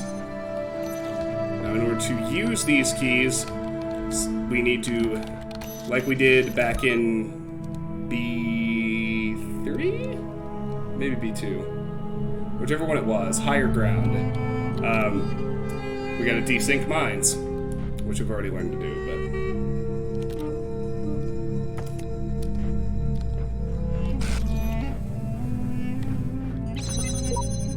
but... So we still only have the one jammer, so... Now that they're desynced, we can get past them. We can open this gate. This is pretty dicey, but it's not as dicey as it looks. Nip in there and get that second jammer. So then, time for another good old-fashioned jammer juggle. This time through the desynced mines.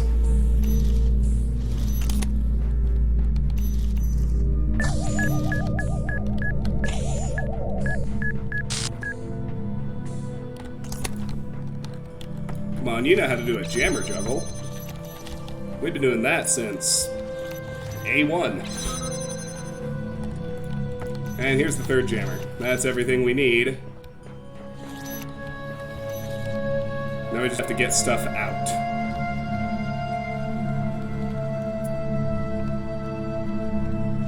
We do that over here. So my first move is always to jump back here and jam the mine.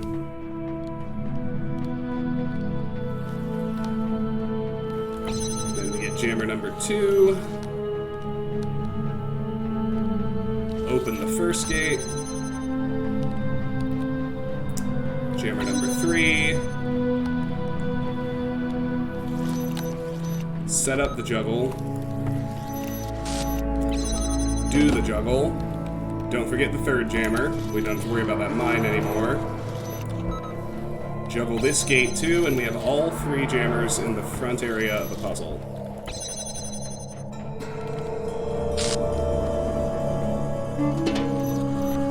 Now we go over here. And yes, we do have to do another juggle. Alright, Aaron, thank you for stopping by. Take care. It's so lovely to see you. I think it's really cool that you follow a game you've been in.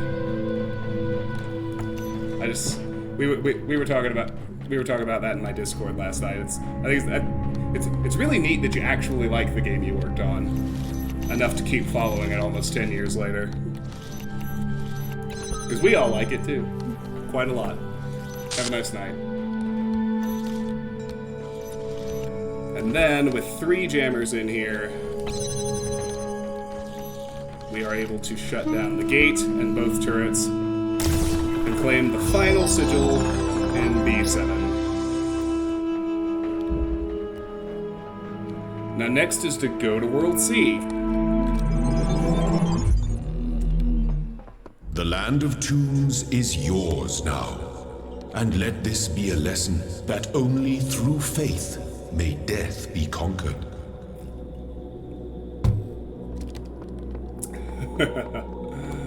All right. I'm about to wrap up, but we are gonna go watch the Talos 2 video at the end before I sign off entirely. I'm gonna go ahead and go unlock the platform, and I'll leave that autosave to start tackling World C in the next stream.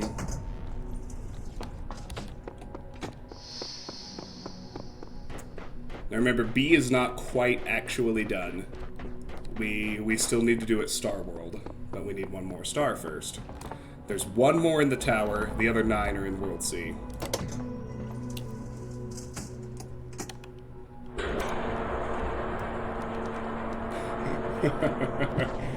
The secret revealer? I don't know. Some people call secret revealers whistleblowers, and they're pretty cool, Tara.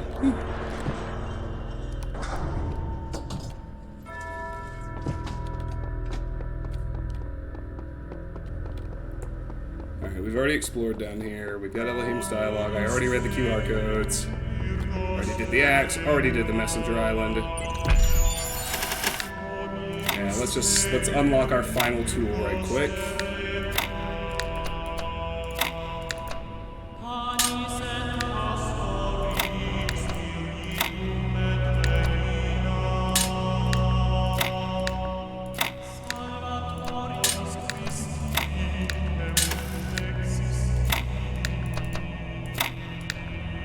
Nope. Nope. Maybe? Yes.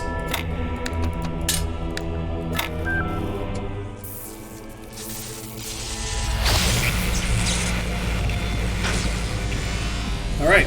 We have all the tools. No more yellow sigils. You have come far in your journey and learned much. You have served our cause with the truest faith. Therefore, I name you blessed and beloved. Wield these, the instruments of our power, to fulfill your purpose and achieve eternal life. Alright. So, let's turn off the game. Let me make a quick note of my stream timestamp so I know where to cut it off for the VOD, just to protect my copyright as best as possible. And then let's go to the old YouTubes. Talos Principle 2, 11 minutes. Let's try that. There it is. All right. Get up to 6 accounts per household and unlimited DVR space included with YouTube TV. Try it free. Terms apply. Cancel. A prophet hath no honor in his own country, John 4:44. I have always felt that a human being could only be saved by another human being. James Baldwin. We'll go full screen.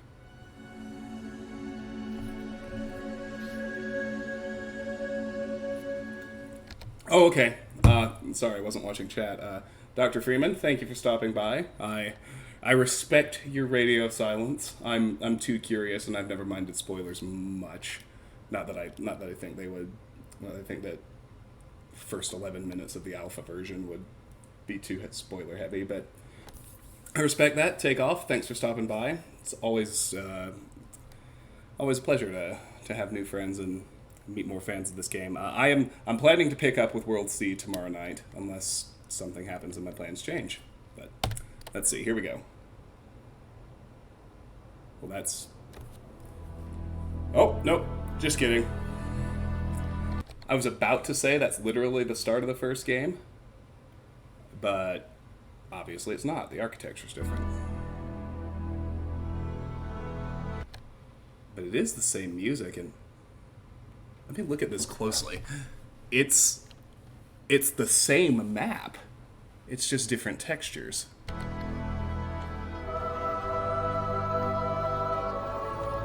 And much, much, much, much, much better graphics. Behold, child, you are risen from the dust, and you walk in my garden. Hear now my voice, and know that I am your friend. That's different.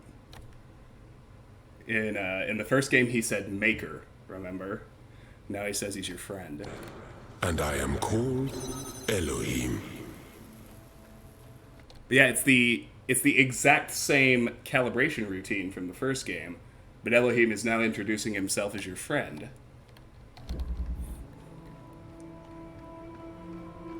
Now this is different. Okay. Sound effects are different, even if the music's the same. What's that? 3 green, 4 yellow, 5 red. They're all for doors. Looks like the switch turned on the fan. But this is all familiar. Connector, box, source. Thank you, child. I have finished. Wait, whoa. What did he say? Thank you, child. Thank you, child. I have finished preparing your vessel. So I guess,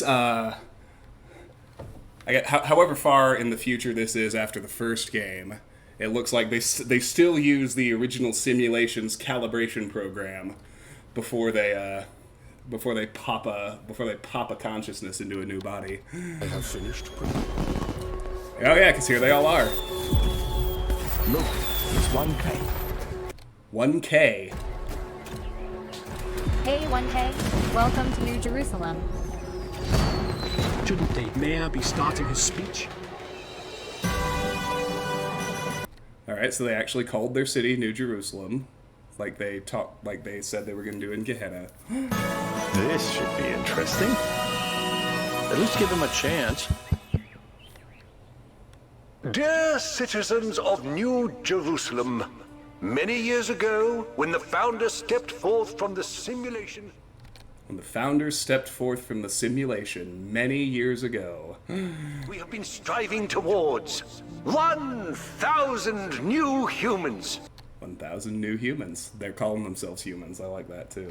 And today, we have... Oh dear! What's that?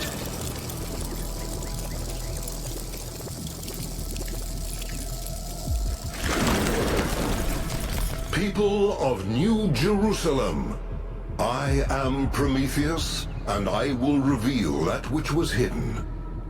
The flame has awoken and summons you. Who is brave enough to answer its call? We await you upon our island, where... Curse you, Pandora. You will not chain me again. The flame has awoken, come to the island. He called himself Prometheus. Asked who's brave enough. So, the Greek mythology's off the charts already. Here's a guy calling himself Prometheus, asking who's brave enough to come seek the flame that has awoken. And he's about to get apparently Prometheus gets chained for giving fire to the mortals, just like in the myth.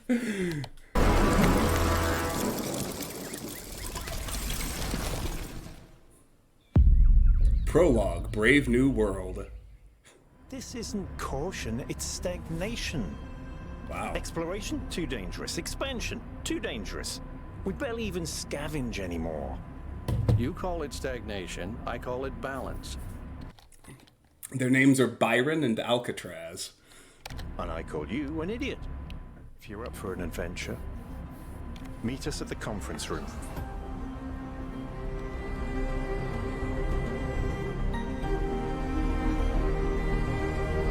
New Jerusalem looks pretty sweet.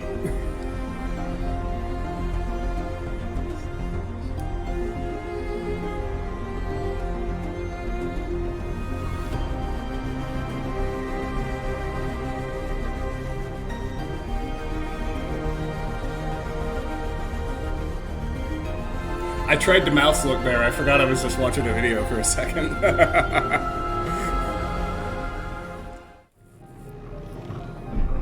Join the expedition. Oh, hold on. Let me move my camera so you can see. There's an objective in the upper right corner. It says join the expedition. So, presumably we're going to whatever island Prometheus just told us about. I know, right?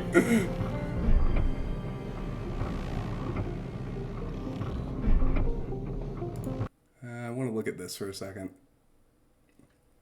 I mean, it's pretty. It's a fairly bog standard sci-fi dome city, although it's going for the paradise version, not the dystopia version, which is good. I'm curious what's out beyond the dome. I can see mountains and fog and clouds and trees. Nothing particularly dangerous or off-putting, which would make sense if what killed everybody was a virus. This is spoiling a little bit further into the game, but I don't think it matters much. The virus affects the great apes, right? So it killed off, primates. So it kills off all the orangutans. Then it kills off all the humans. So I see them too. You talking about those? Oh no, these. Yeah, you're right. Those are outside the dome, aren't they? Interesting. Oh, they look like maybe there's supports for it or something. I don't know. But anyway, I wonder why they built a dome, is what I'm saying. Because according to the story of the first game, there's nothing wrong with the Earth or the air or anything like that.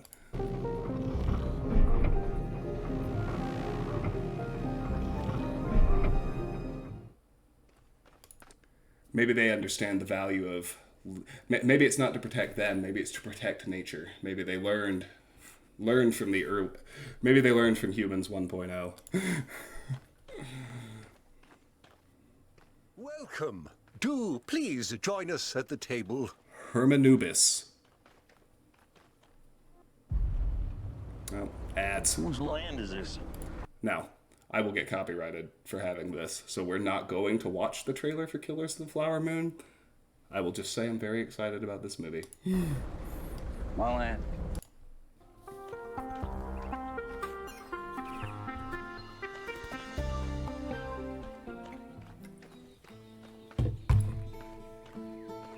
Yeah! Buskers have made it into the future. I love it. Okay, so I assume those little diamonds mean we could talk to all these people if we wanted to.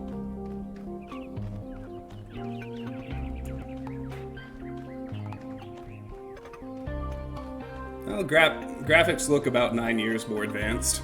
Seems about right. Cat! Cat confirmed! It's a bloody megastructure.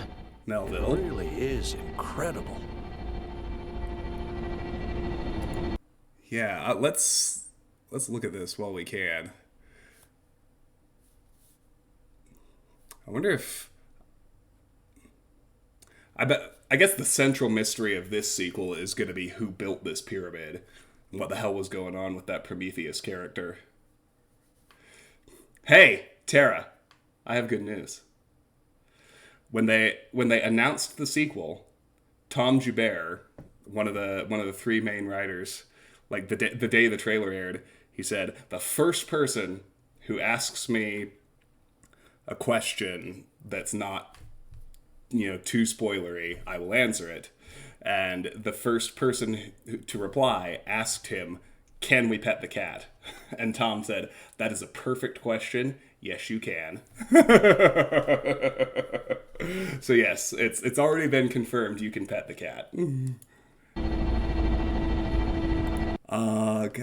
Yeah, I wonder. I mean, this obviously doesn't look like it was built by humans before their extinction. So, who built this and what's going on with it is probably the central mystery of the sequel, which is cool. I'm on board. Remember to turn on streaming, everyone?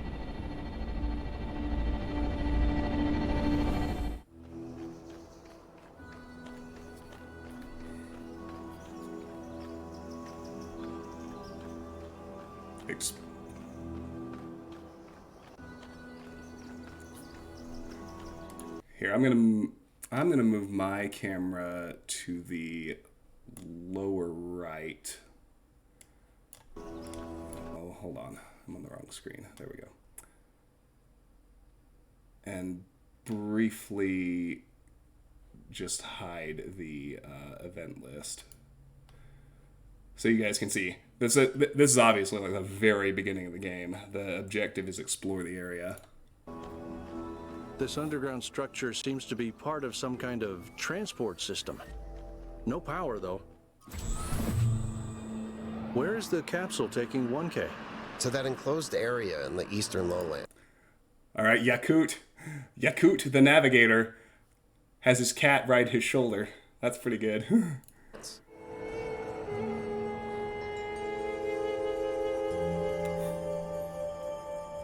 Okay, so the central pyramid is the hub world. And you go out from there to these other zones, looks like.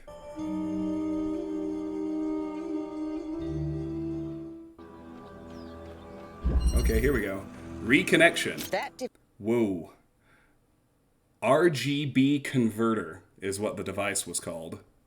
Oh yeah, Melville. That device was not in the simulation.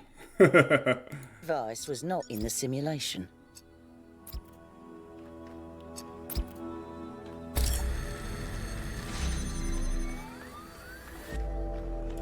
So wait, did he just combine green and blue into red to unlock that door?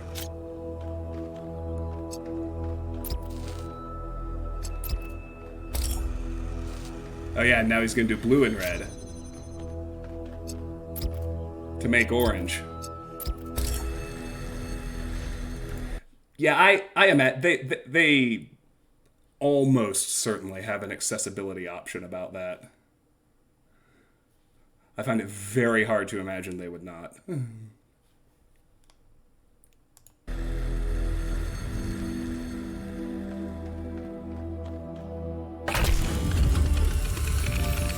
Whoa, I'm reading an enormous energy spike. It's another particle cloud. It's headed for the lake.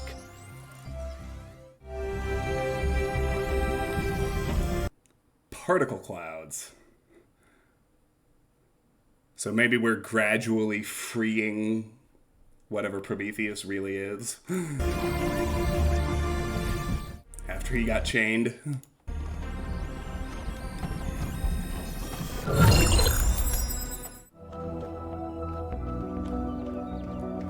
Alright.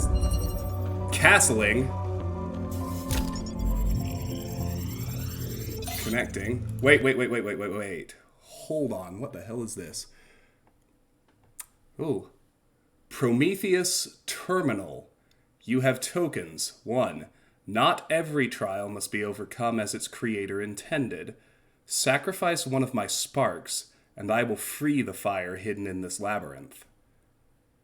Okay, so you can skip puzzles. And, okay, so Prometheus did not make the trials, but he's trying to help the new generation of humans release whatever's hidden in the giant pyramid. Yeah. Not every trial must be overcome as its creator intended. Sacrifice one of my sparks and I will free the fire hidden in this labyrinth. But you can only skip some puzzles, obviously. You'd have to have one of these terminals and you'd have to have one of those tokens to do it.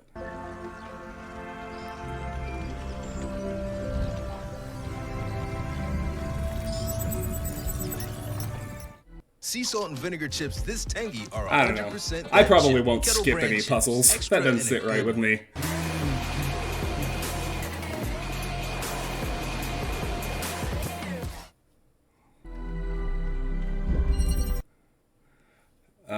That objective disappeared as soon as they entered this puzzle, the escape.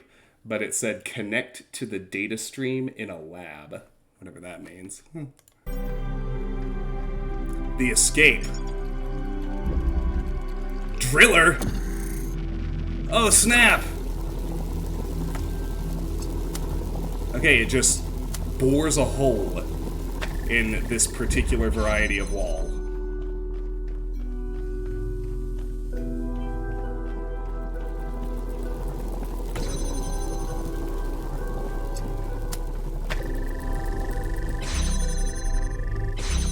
Teleport? Wait, what? What is this gonna be?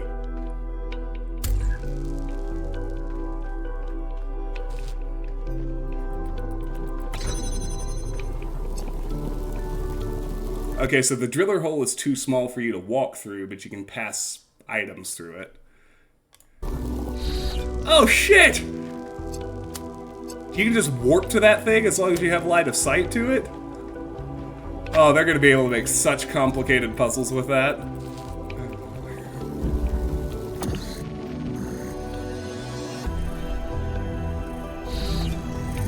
Oh, and you can bring objects with you to the teleporter. Alright, this stuff is cool.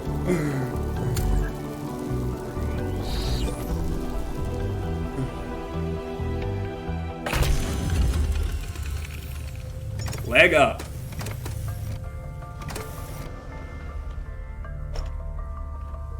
Okay, the platform is back. Which means... take control. Okay, so this is... they didn't get rid of the recorder. They just got rid of the time limits. That actually might be better. There's just a second copy of you. And look, you can flip control back and forth. That's pretty cool. What the...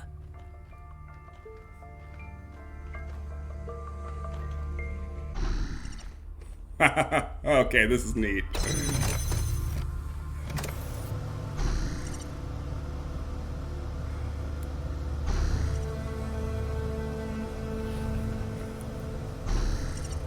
Yeah, you can just flip control back and forth.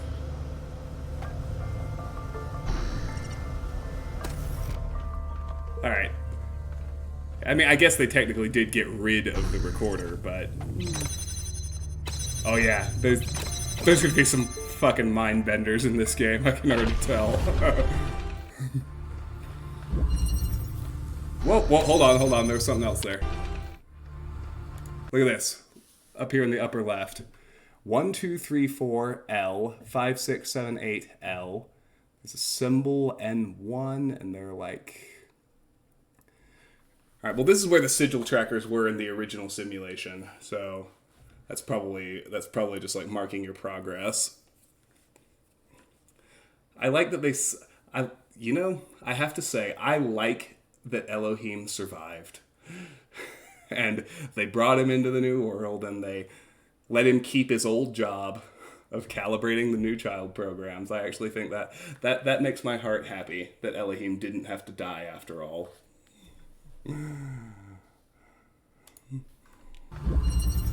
The gift.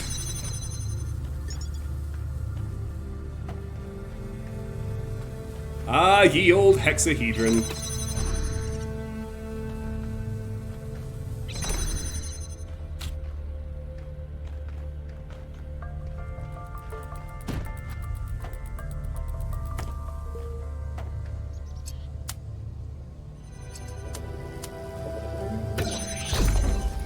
Wait. Activator?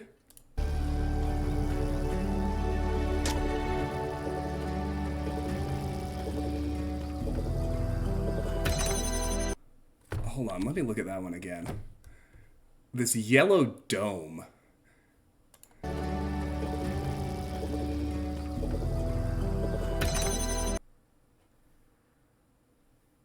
I can't really tell what's happening there. Is it like you connect it and then everything, as long as it's connected, everything inside the radius powers on? Is that what's happening? Let's watch it one more time.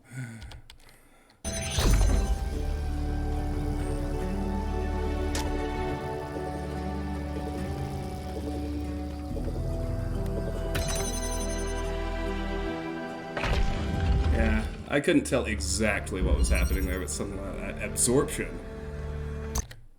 Wait, what was that one called? Accumulator. Another new tool.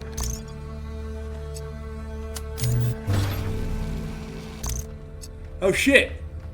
You can bring different colored energy with you.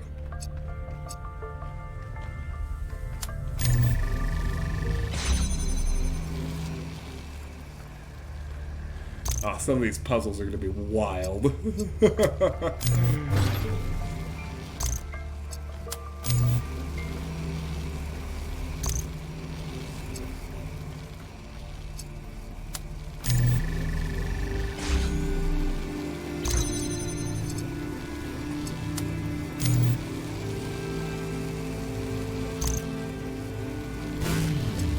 Yeah, so you can discharge the red energy, then fill it with blue energy.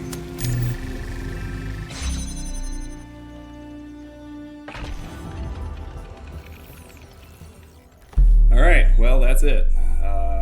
Okay, well, that was cool. Oh yeah, and here's that, here it is recommending that video that Dr. Friedman and I were talking about earlier. The Talos Principle, the most underrated game ever. Yes, it is. Outer Wilds is better, but the advantage of Outer Wilds is it's not underrated. Outer Wilds was very well recognized. All right, well, the world building looks great, the graphics look great, the story, I'm interested. It doesn't the vibe feels very different from the original. So I'm really curious to see where the story actually goes.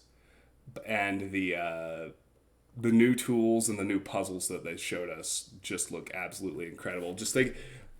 We saw we saw close to half a dozen new mechanics in that 11 minutes, and just already thinking about the ways they can combine those and pile them on each other with like the teleport and the copies and the driller and the portable lasers and the activation zones. Like, it's gonna be awesome. I can't wait. Okay. I'm going to sleep. Hopefully I actually get good sleep tonight. That's number one. Number two, I hope I don't get sandbagged with unplanned work meetings. My calendar tomorrow is empty, so hopefully it should be fine. I am going to have to make another trip back to Sharon's to pick up another delivery that is scheduled to go there tomorrow because Amazon won't let me reroute deliveries that have already shipped, which is a bummer. But I'm cautiously optimistic I can actually start at 6 tomorrow. Per your request, Tara. I have no control over whether Rory also starts whatever he's supposed to do at the same time.